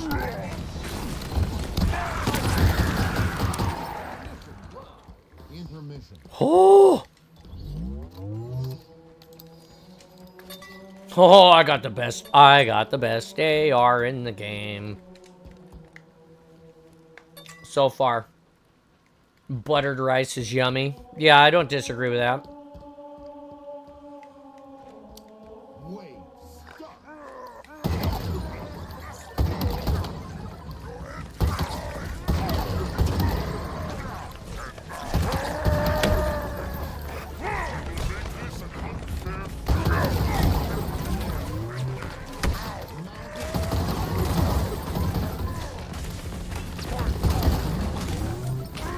Oh, that guy's got the shitty pistol. Ravager pistol is the worst. I have the shotgun pistol. Shotgun pistol's pretty cool. Ravager pistol, not great.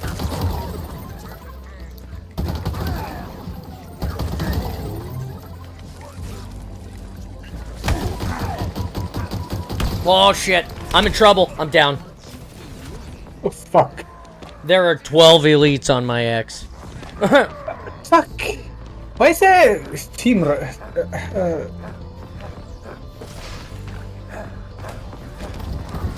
That was not good.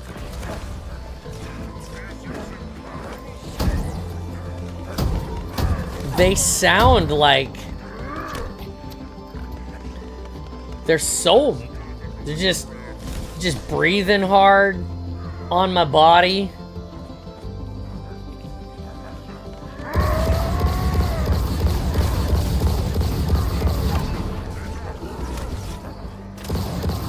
Yeah, that's what I'm saying. They were just like all on me right there.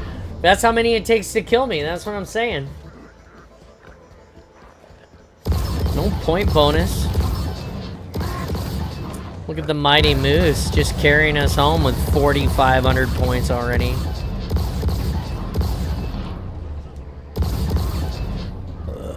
They were on my body. You got one behind you. Nope, never mind, he died. One to your left.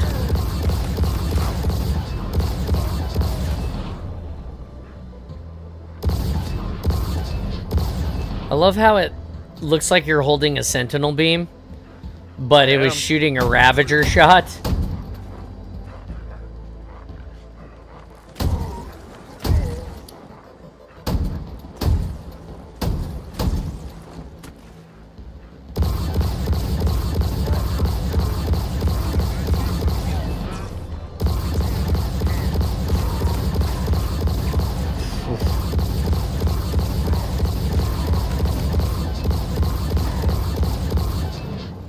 Holy shit, look at you.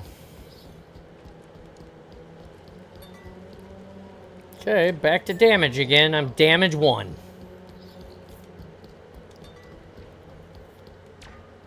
I got a skewer shotgun. A skewer shotgun. Oh.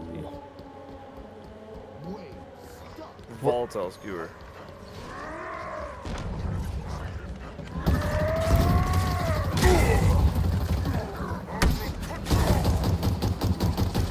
Get the nuke!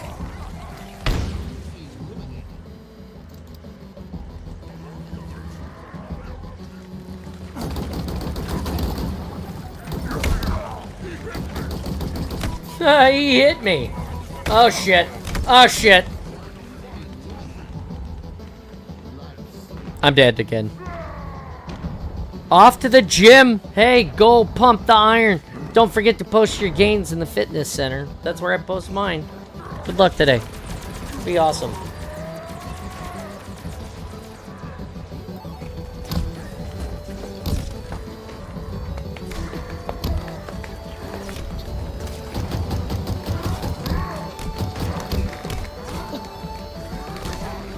Fuck you!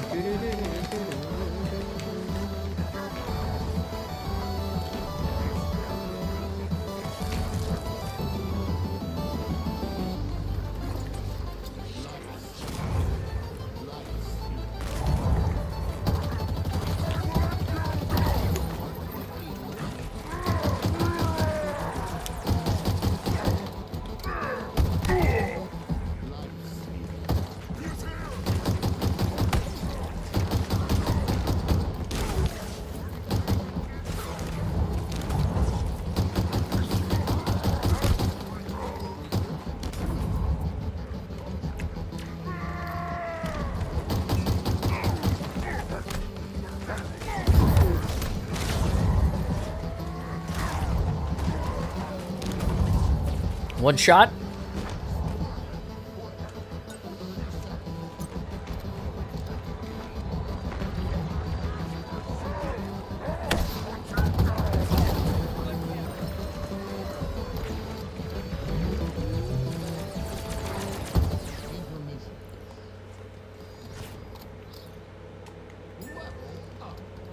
Okay, I got attack 1. I'm attack 1, health 1.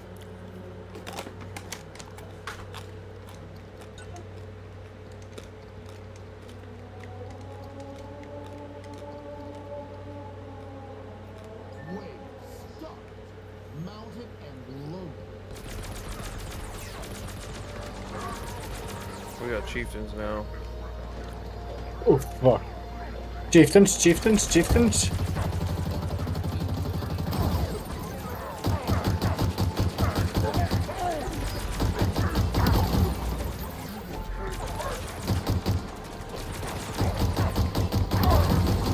Ooh, on me. Shit!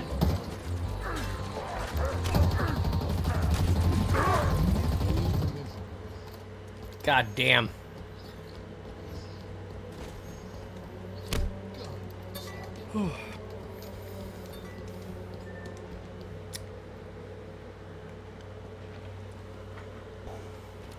Here we go.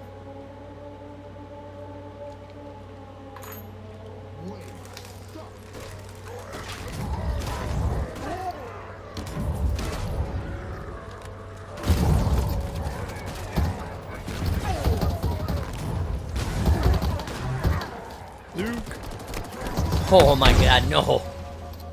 This volatile skewer shit is fucking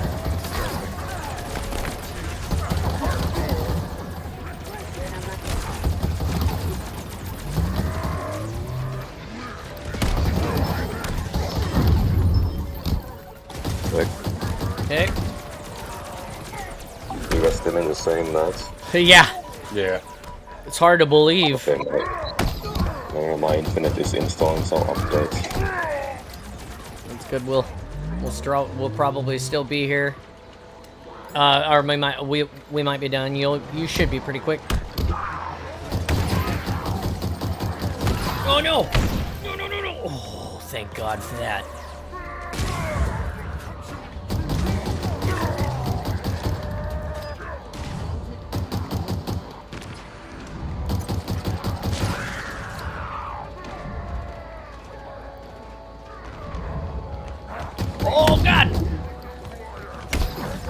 me, maybe.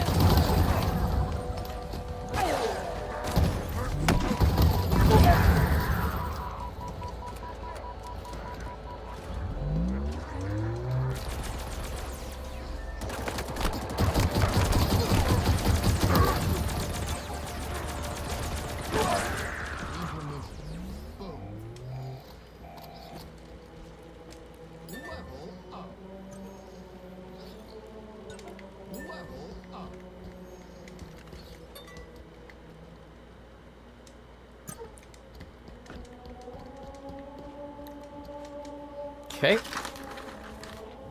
I have the AR shotgun.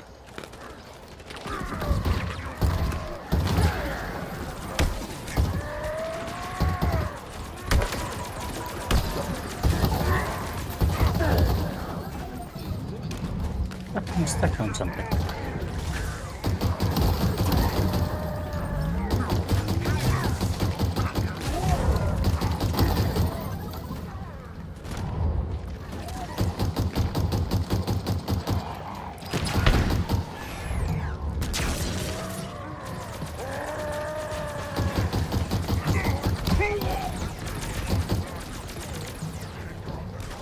Oof. Oh, I died. That's it. I'm gonna die. I'm dead. Oh god, we're all dead. I love it. I love how you. I'm gonna. I died. That's it.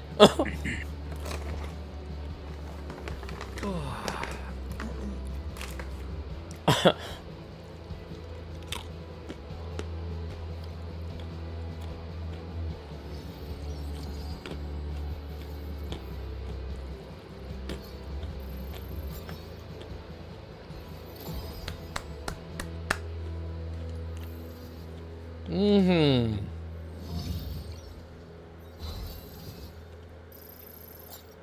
So that was like 4880, and we played what, like 10 minutes? Drink your drink. Something like that.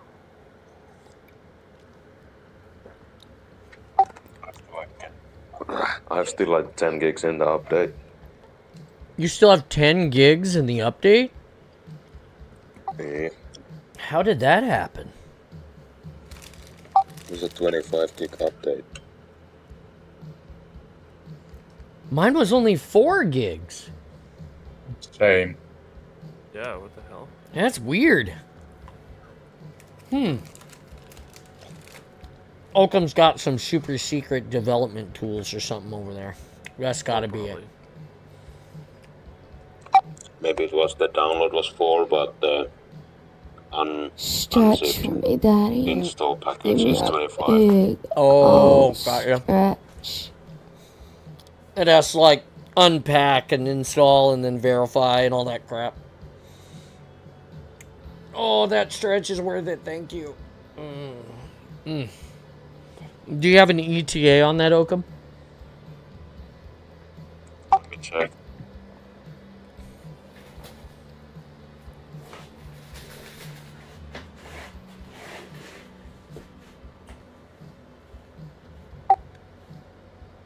Say 3 minutes. Okay, that's perfect. I'm gonna use the restroom. I will be right back.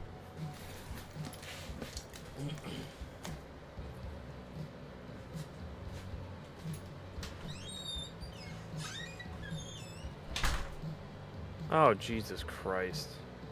What? Okay, so at my job site, they just had a big safety meeting because one guy was pulling wire and used his linesman pliers, and he lost his grip on them, slipped, and he hit himself in the mouth with it and chipped his teeth.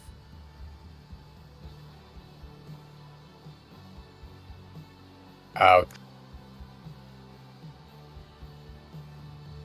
I'm going to start off with saying that this guy that had this happen to him, not the brightest bulb in the pack. So I'm not overly surprised, but like when you're Hello, pulling on King. something, you don't stand directly behind it. Hello. My mouth is full of gauze right now. Speaking of teeth, Your I mouth is guess, full of goose. Gauze. Goose. Gouge. Blooge. Blech. That fucking Novocaine tastes disgusting. I hate it so much. But I am glad to have a bitch of a tooth out right now. Oh shit. Couldn't even eat jelly beans. Sex to be you. Beans. Probably what I'm gonna be fucking eating tonight is goddamn beans. And cornbread. I have returned! Jonathan. Excuse me. Alright, I have returned. Here we go. Yoakum is not back yet. Alright. It's okay, when we're waiting for him, I got some cool stuff I can No drink, do. Like you drinking drink. coffee. I'm so excited about this. These 2 airplanes that you guys got me for my birthday. I Can got get those for you. Well, I mean, you guys is in the group of you. I'm really excited to build them. I got a Tornado and a Tiger 2021. It's a Eurofighter Typhoon with a tiger painting, which is pretty cool. The Bavarian Tiger. That's cool. I'm excited to build these. Nice. Probably build them on a stream or something one day. On a Wednesday craft day. Yeah, on a Wednesday craft day. Yeah, heck yes. Heck yes. I was excited about that. We got a lot of cool stuff. Oh, EAC, of course. Okay, I'm going to promote you, Moose. And then I'll leave the party.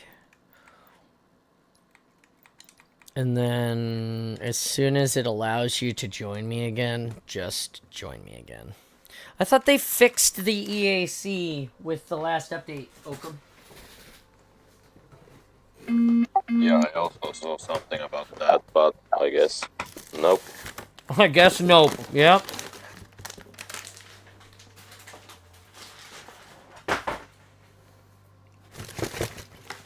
Okay, I'm loaded. All right. I'll join your lobby and then change to my PC mic. Okay.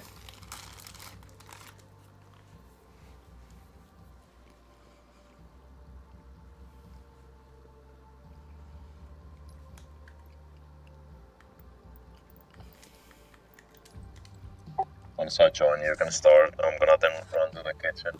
Okay. And I'm eating all my Stroop waffles.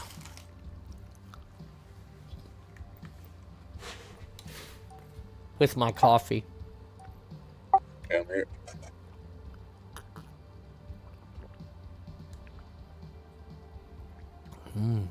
How large are the waffles? Are they like your grip size or larger than your fist?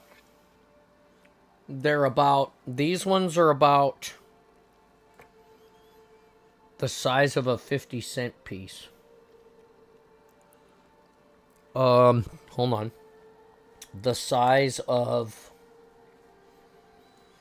about the size of the challenge coin. One of the challenge coins we got from the Halo. They're pretty... I guess I could get out a...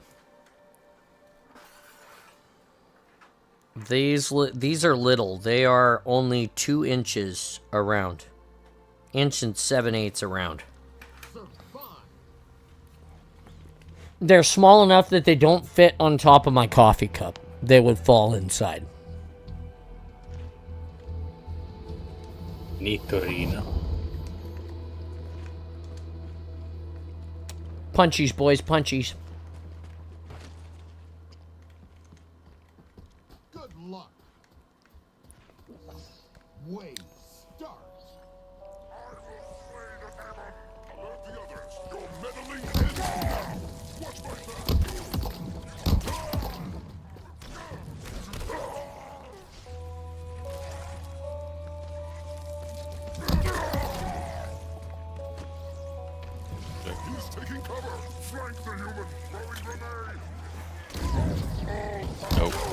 Yeah, we're here. We got you. You sound Let's great. go. Thanks. Ooh, there's the music now.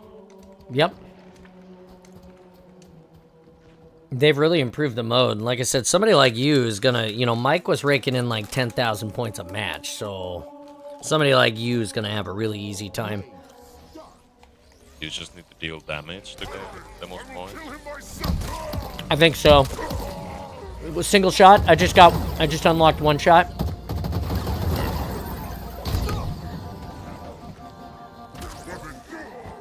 Intermission. There's a nuke, but it's behind the barrier. Yeah, that sucks. When you kill him inside. I got damage 1.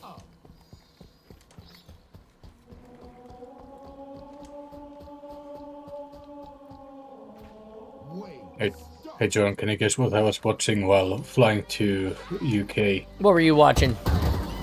I was watching Halo TV show. Oh yeah, did you like it? On the entertainment. I love it. Good. I have it on my phone. Oh, the Halo TV show. Nice. Yeah, I enjoy it. I got Season 1 or 2. AR Bulldog. Season 1 or 2, Krampus? Season 1 or 2. Both. You watched the entire thing. Yeah. Huh.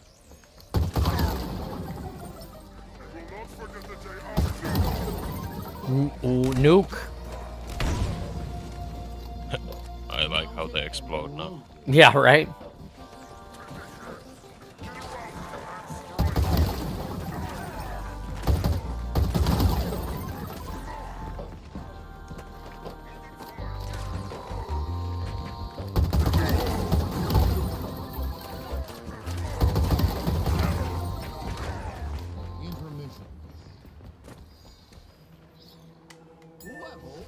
I get damage 2, health 1.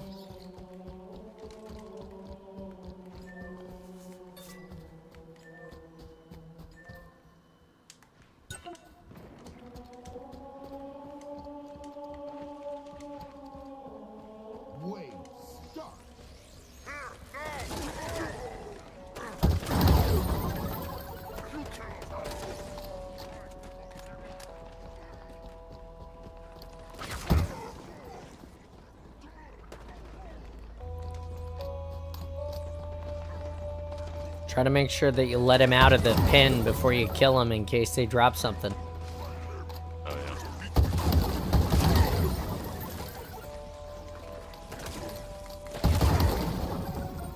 You don't want to get like the last match they dropped a oddball skull and it was behind the barrier. We couldn't get it. What does that do? I guess it's a legendary weapon. Yeah. I'm still attack 2, health 1.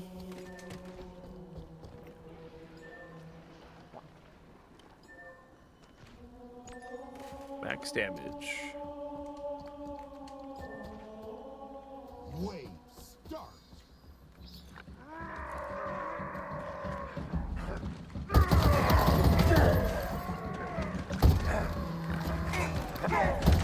Intermission.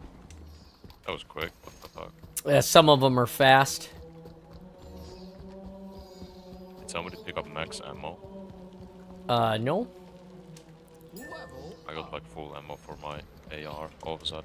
I got Ooh, attack. energy sword. I got attack 3, health 1. Wave start. What do you mean by attack? Damage.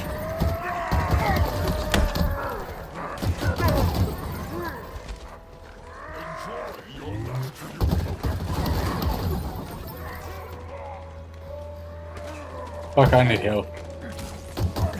Okay, I'm coming. Too slow. Hey, you didn't say that earlier.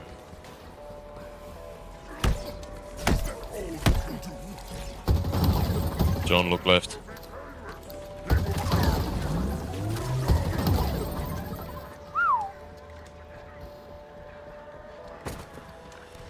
Help! Help!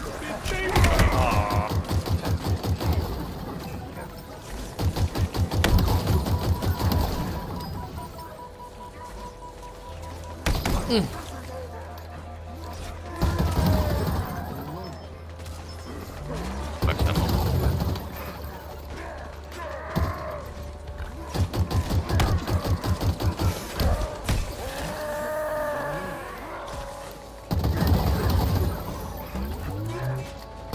Damn, I was at last round like the easiest shit, and now this is like impossible.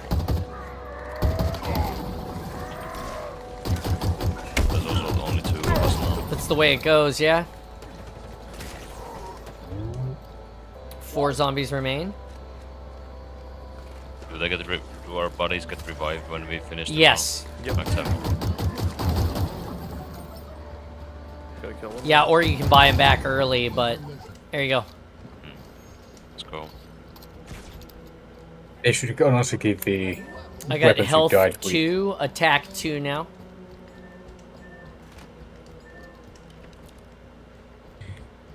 So how does the like pack-a-punch work?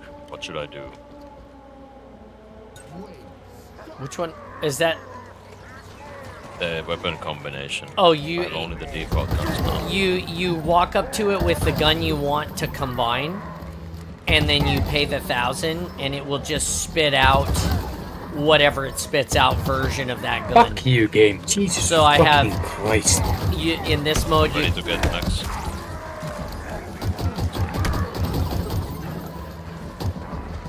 Max ammo disappeared. I picked it up. Okay. I'm being John. Oh, I'm down. Son of. Oh, I died. It's okay. You don't get enough points to like rebuild your stuff. You guys are playing solo too much. Right. That's how we lose. That is how we lose. We gotta stay together.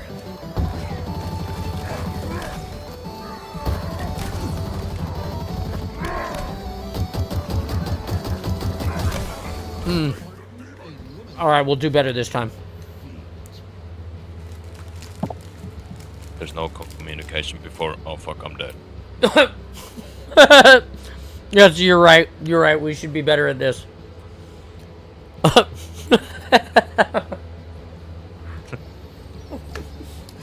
love it. Oh no! Let me see if I got my unicorn emblems. Oh, you got the EAC? I did, yes. Okay.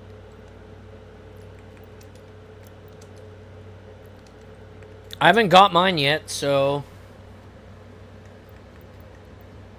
We're back. all right. So here we go. Surviving the undead.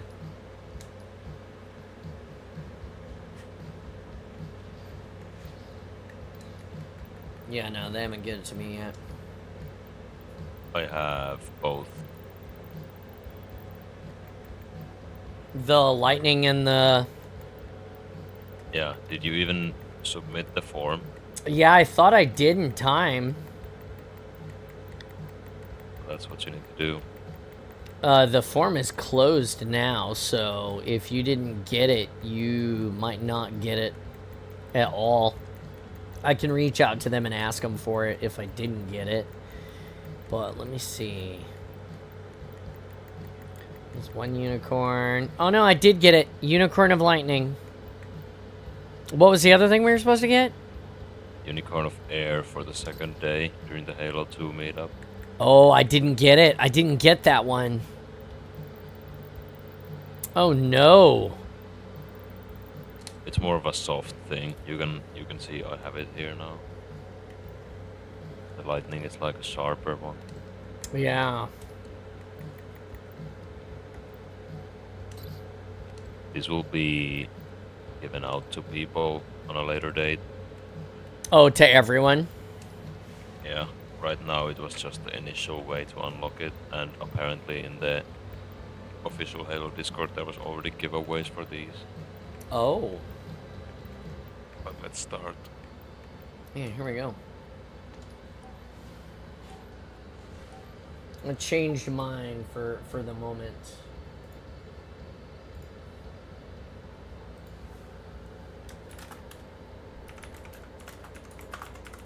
But yeah, in the Halo Discord they gave away 5 of each, lightning and air. Yeah. And then they give away like 20 of the earth, which was earlier as well unlockable. But that wasn't that many air and lightning, only 5 of each for 5 winners. Survive.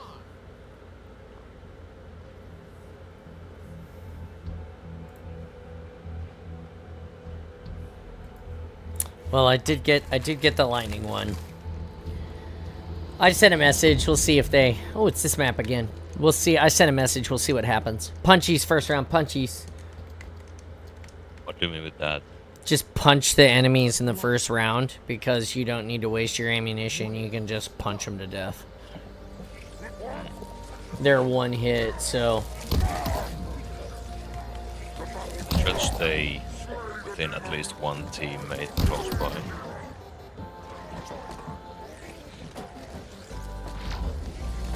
I got the fucking special weapon. Did you? Extra Yep. points, extra points. Hey, Nice. John, Yeah. What's up? did you get your emblem? I got one of them. I didn't get the other one today. You should have gotten your the lightning unicorn. I did, but we are also there was the second one from the second day as well. Oh, I didn't get any of them yet. Yeah, I got the Neither one did I. today. Yeah, I haven't gotten any of the emblems yet. So good I to know got that you got both, it though. That's good. I got both, yeah. I'll talk to you later. All right, buddy. Intermission. 950. I'm getting attack 1. Attack 1 What's I have. the strat on what kind of power-ups to get first? I I try usually focus on damage. Yeah, I try to max my damage and then go to health. I will often about wave 3 or 4, I'll often, if I have enough points, I'll try to upgrade to a Intermission. I'll try and upgrade my weapon because it's important to have a better weapon. I think. I got attack 2 now. Okay, so So I got the heat wave with purging shock rifle. I think a combo like that was pretty OP. If I Yeah, it's like a remember little correctly. chain gun on the first burst. I haven't shot a single bullet yet. Nice. Okay, we started to shoot now. Here with you. There's an insta-kill. I'm picking up insta-kill right Yep. now. Yeah, go ahead. It's the grunt, right? Insta-kill. Yeah, that's Yes. the one shot. Yeah.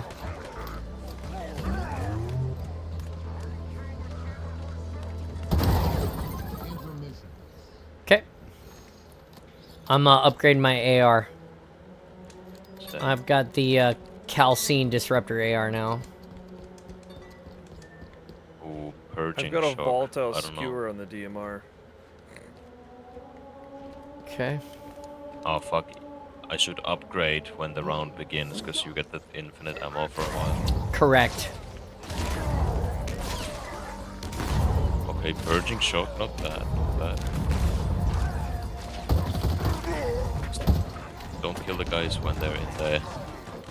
Oh, yeah, you killed it in the room and they got a nuke.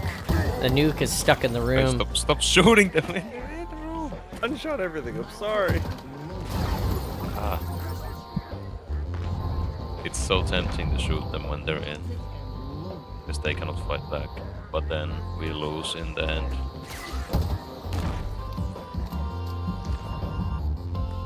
Oh, extra money here. I got it. 30 seconds. And fucking it ends. I've got a one shot here. I'm gonna wait until the round starts. I just upgraded my health, so now I'm attack 2, health 1. Or, sorry, attack 2. Yeah, attack 2, health 1. Where does the attack come from? Damage. No, but I don't see any of those letters in damage. Attack. It's towards the No, I upgrade. mean what he's saying. Attack. That doesn't communicate. Yeah, he's damage saying to me. attack. It's actually damage. Oh, attack. Mm-hmm. Ah. I heard like tech, as in tactical. No, attack with an A. I have But the now it's gonna- pistol. I've health 2, damage 2 now. I feel like now it's gonna get difficult. Let's stay Correct. together.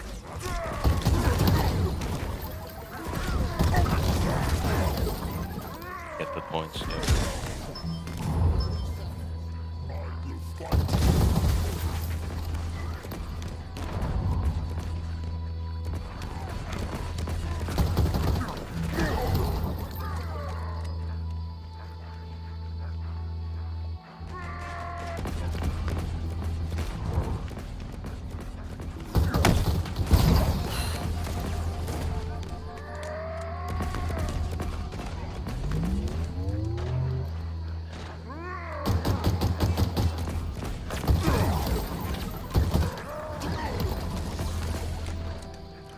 It's actually pretty good with the AR purging shock. Like, Yeah. you shoot them once and they will get like shocked for a while. Max ammo.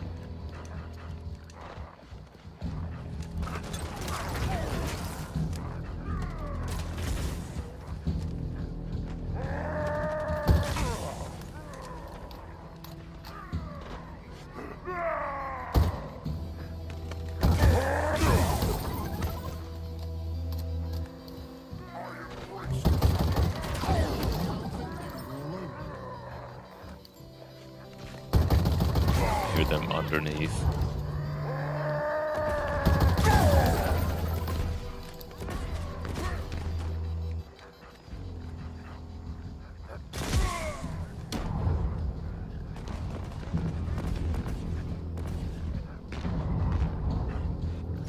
By the sounds of it, they're like stuck They're somewhere. down here. I'm with Lamar. Oh, I got 2 down here. I got 2 here.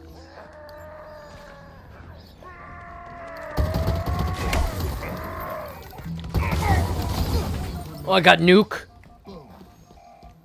too late. It Damn. just ended. Damn. I got full health now. I'm full Try health, not to damage 2. die. I think like dying when we have so much upgrade is a very bad. Yeah, it's terrible. I am maxed on everything. Okay, stick together. Don't shoot him inside. Let him come out. We have so many shock weapons that if they rush us with multiple, we can kill them quickly. Okay, rolling down him and see if I can pull some out. There's 2 here, 2 here, Okay. 3 here now. Whole group. I'm sticking with cold.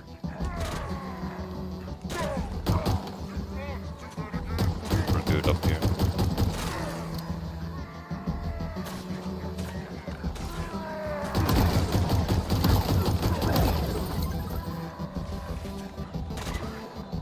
Oh,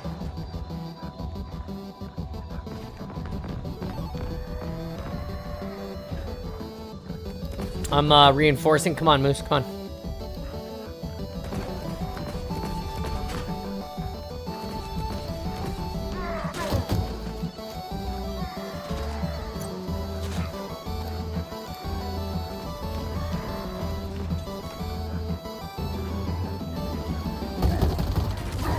Stairwell down to mid. Oh, on me. One shot.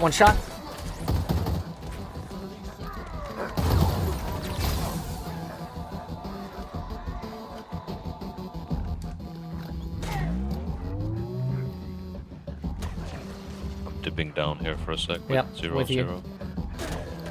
0. With Tamoose.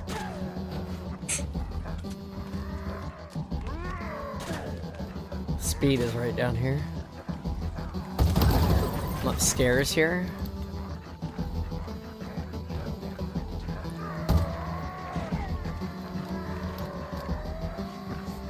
Insta kill.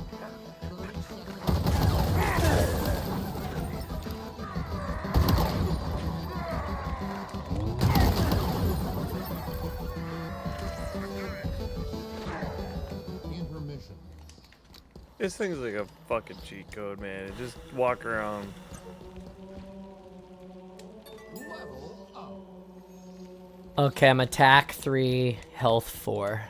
So health full, attack 3.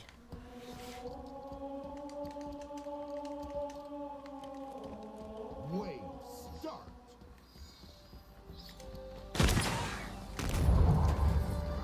With the sandwich rain music. Right?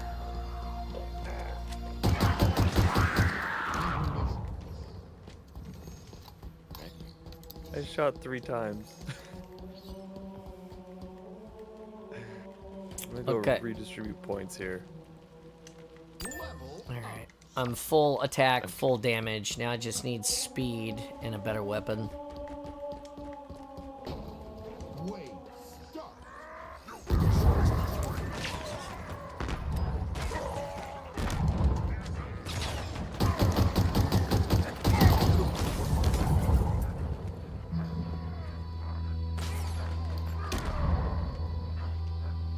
No eyes. 2 here, 2 here.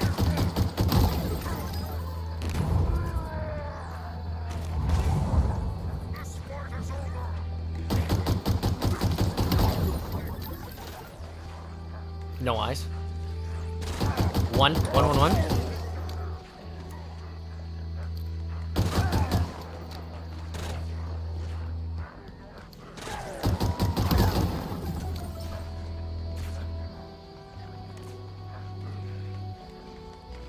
Come here, buddy.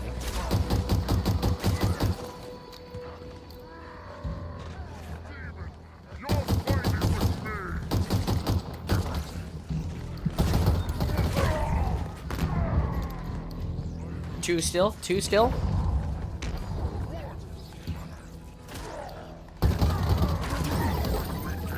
Oh my god. Oh my god. I have a skewer account. Outside skewer.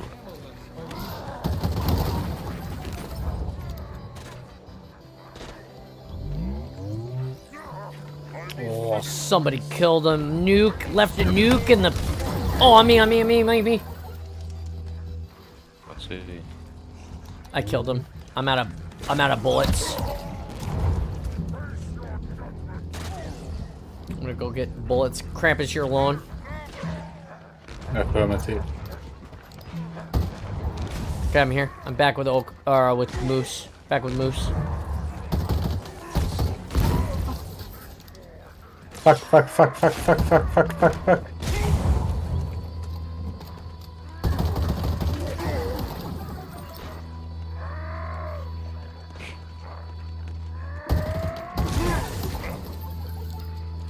A what?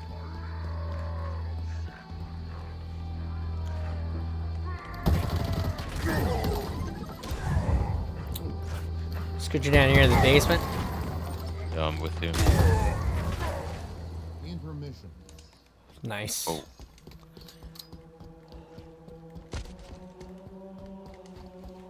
Going for speed. I just gave everyone a bunch of points. Level Nice, you did. Thank you, Moose. I got wave. max attack, max speed 2, or max attack, max health 2 speed now.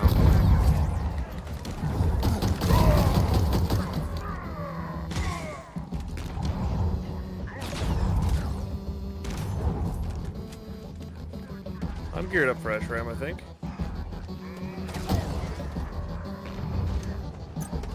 Insta. Go.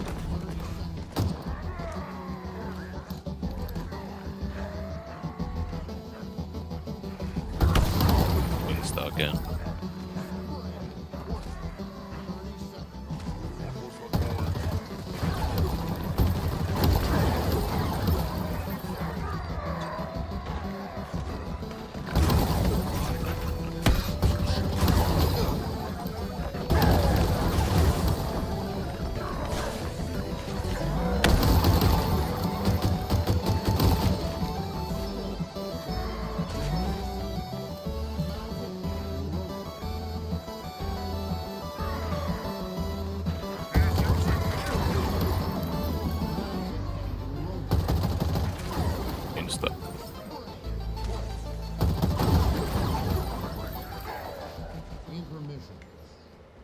Nice. Level up. Level up. All right, I'm at max everything now. Distributed points again. Oh, Jesus. Oh, okay. Wave start.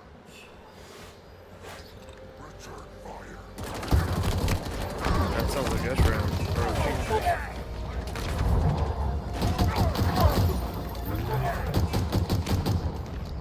That was easy. Fucking pistol bulldog. I've got pistol bulldog and AR bulldog now. AR Bulldog, Calcine Skewer.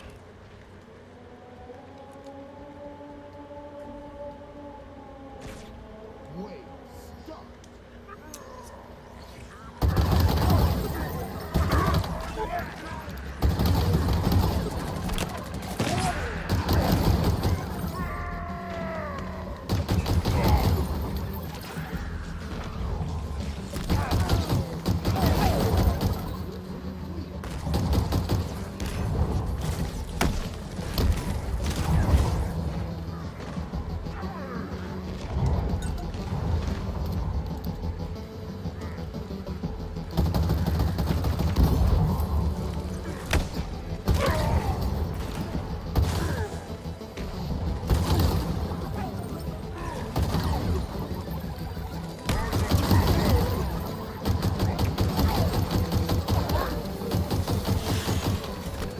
Oh, shit.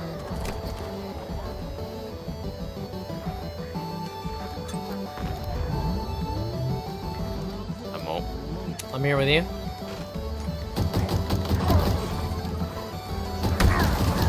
Oh, I just dropped frames.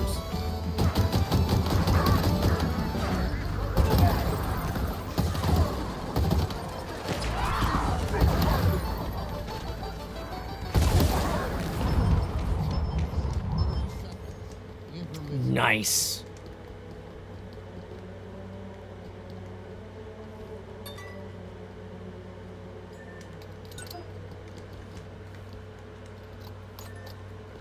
$262. Holy shit. He's been stealing all the kills. I desperately need a max ammo. There it is. Hey, Sharon. Yeah, I shot him over here. Oh, yeah.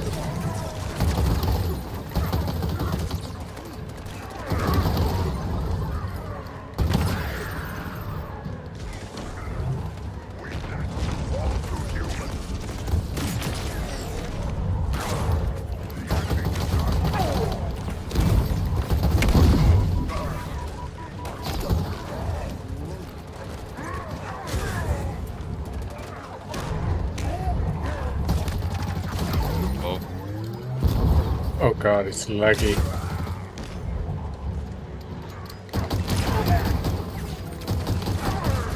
See, For the insta kill. insta-kill, got it.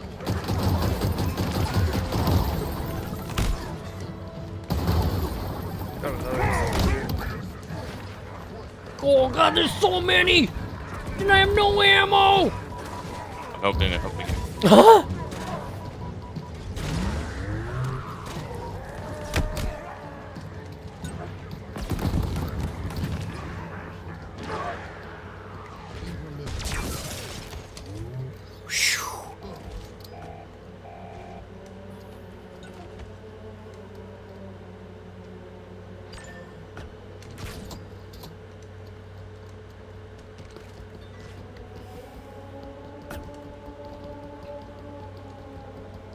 I have a sentinel beam. So Martian share some points. Oh, I will. Oh my, what the?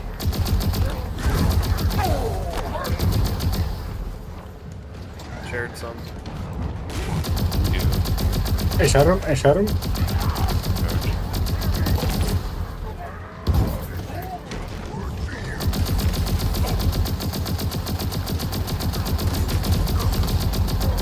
How many chiefs are down here?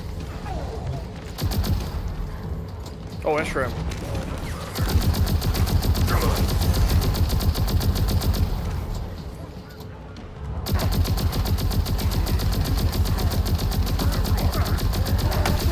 I'm buying max ammo.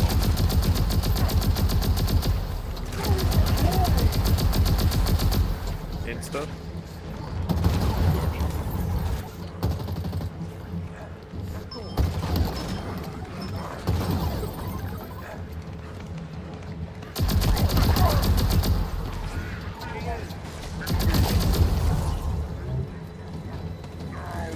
Oh, I'm stuck. All good.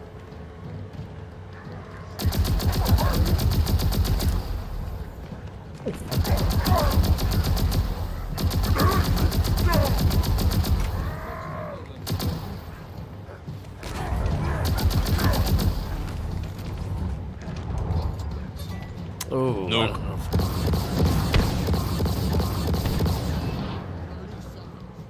Gunslinger. Intermission. I got a little spicy. 30 seconds. Fantabulous. You guys want some more points? We're doing really good this match. Wait. What weapon do you have, Tamar? I got the DMR with the volatile skewer and then the heatwave purging shocks. We're getting fucked on the outside here. Mushroom. Oh, Eshram killed me. Nuke. It killed me. I died before died. before the nuke came. I'm reviving you. Oh, thank you. I'm gonna try to guard you. Yeah.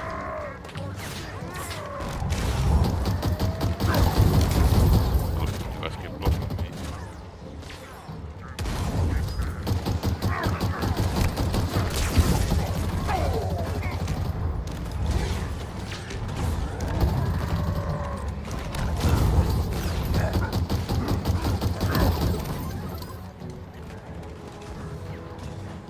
Push it. Oh, all down here. Okay, heard. I'm going for the health machine. I have no ammo in anything. I'm full health Okay, now. I'm gonna buy max ammo for use. Max ammo bots.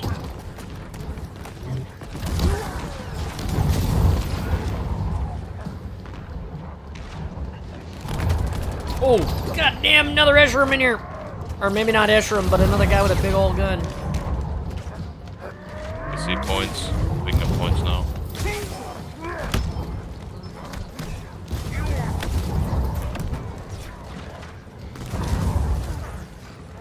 Elite's still alive.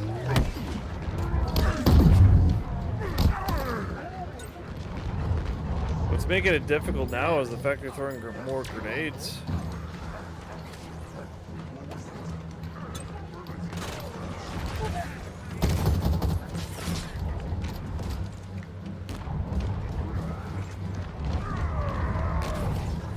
Fuck. Coming.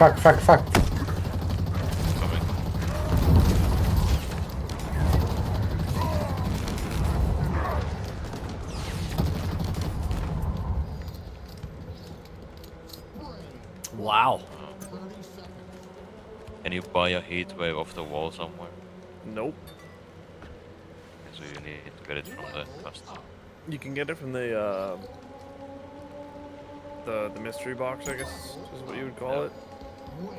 Okay, I'm back up to max Ravage. health, and I'm back up to max attack, but I'm still. Oh, we got an Eshram close to spawn here. Oh, there's a nuke. Got it. I'm very fuck. Insta kill too. Revive, please. Working on it. Thanks. Can't go anywhere.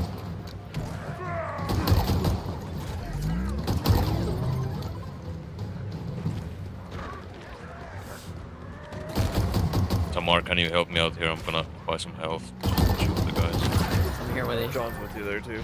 Got health. I'm I'm moving away, so you can't. I'm stuck on something.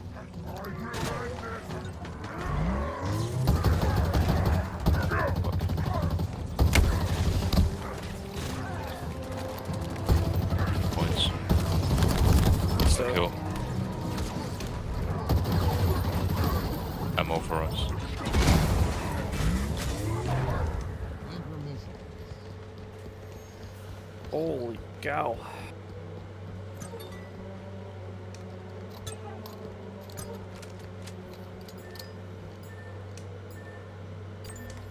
Oh, it's 2 points for the cause. Oh, Jesus, thank you.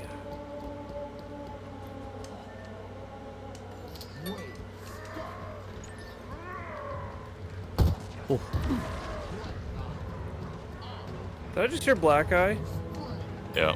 yeah, you Oh, did. that's not good. Fuck, fuck, fuck, fuck. Oh, I'm They're down. trying to kill us now. How'd I get self-destructed?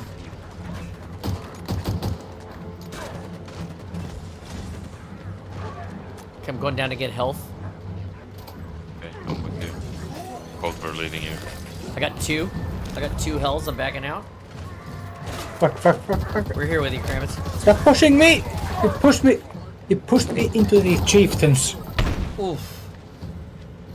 Revived.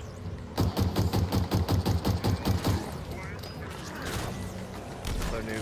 Why is the teammate collision in this mode? I love it, don't you?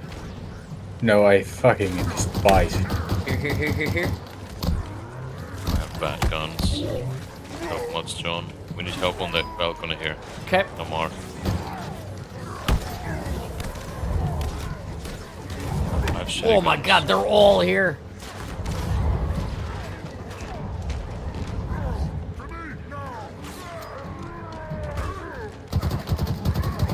Insta kill now.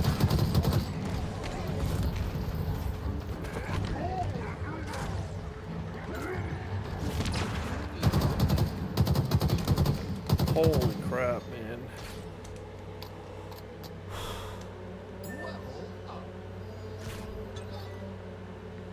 I'm back up to 3 out of 4 health.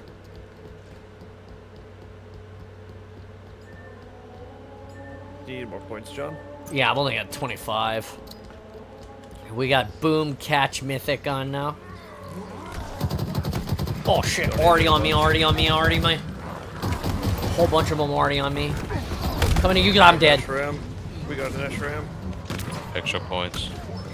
Fuck you. Insta kill. Hurt. Don't forget Black Ice on you. Got a melee to recharge your shield. Oh shit.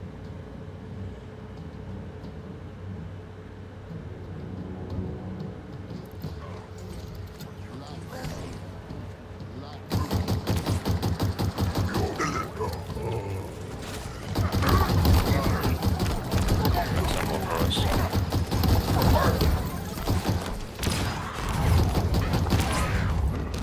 The fuck is Jaeger? But did I just see Jaeger? Yep. A lot of guys on the right. Extra points.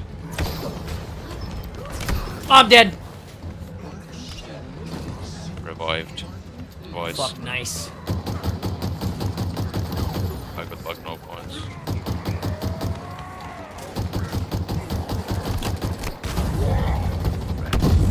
I'm buying max ammo for us.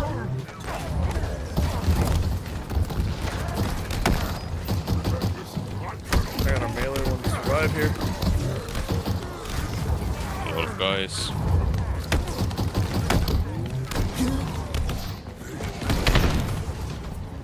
Oh, this is insanity. I can't believe we're still going. Yeah. I'm down. Revived 1. Points.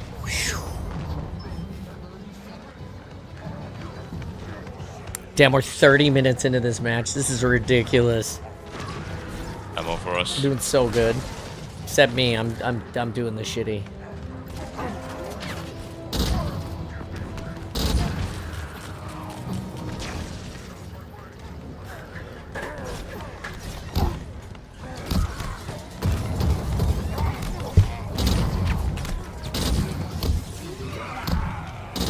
I'm dead.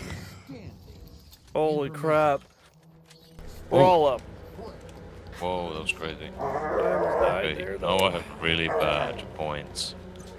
Yeah, I've only got Nice. 375. Please share. I gave everything I could. Wave start. I'm here. That shrimp's here too. Mushroom on the left.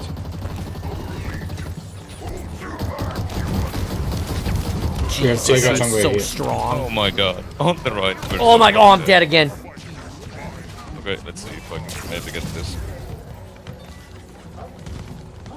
I got a very shitty gun. I'm dead. Good lord. Needler 16,000 plasma score. pistol, that's not gonna help anything. That was intense. I have to go to the bathroom. Hey, John. I'll be back. Yeah. 16,000. Dude, 16,000. What a match. John, did Yeah. you hear what I said? No, what'd you say? I'm going to the bathroom. I'll be back. Oh, yeah, that's okay. It's we've got about 6 minutes until the awesome ends, so that'll probably be the last one of those for the day, but that was wow. That was amazing. Whew.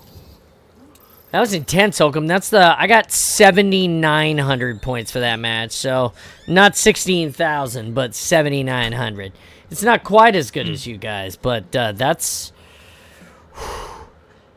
wow. How many points did you get, Holcomb? About 10,000. About 10,000. Yeah, you guys and Moose just absorbing all the points down there. stealing all the Hey, kills. if you get, like I said, if you get that weapon, Yeah. you're pretty much set. Yeah, that was you were just rallying it right there. If it wasn't for Black Eye, could have probably kept going. I mean, I think that Black Eye actually helped us a little bit. It helped me a little bit there at the end. Holy cow. I wanna know if was I accidentally on the big screen the whole time, I wonder? I don't think so. I don't think I was either. I'm just making sure here. Let me see. Oh no, that was the whole game. Okay, yeah, I just switched to the big screen because we're getting ready to end, I guess.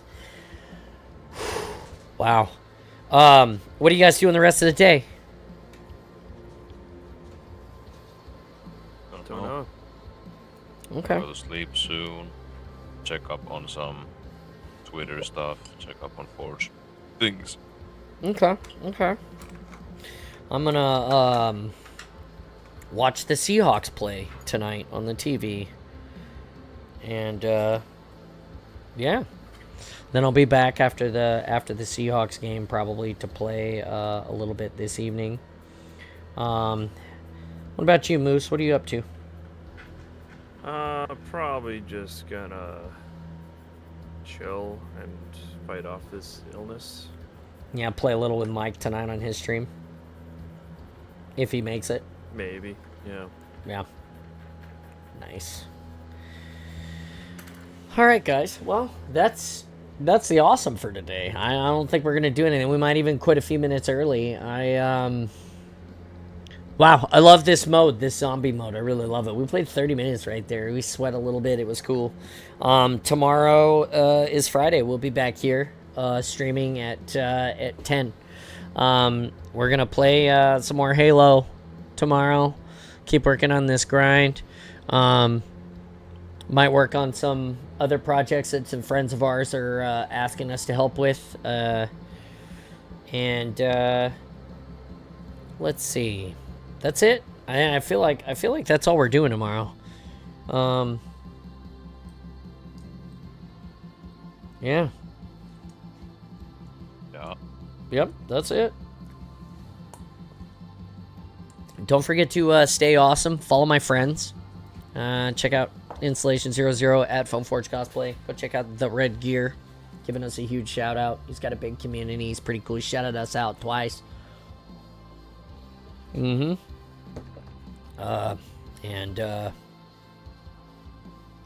Yeah, that's it. I got nothing else, guys. I'm gonna sign off. I'm awesome. You're awesome. Be awesome. Stay awesome always. And we'll see you here in the Spartan space, which is also the Discord, if you join it, where it's always awesome.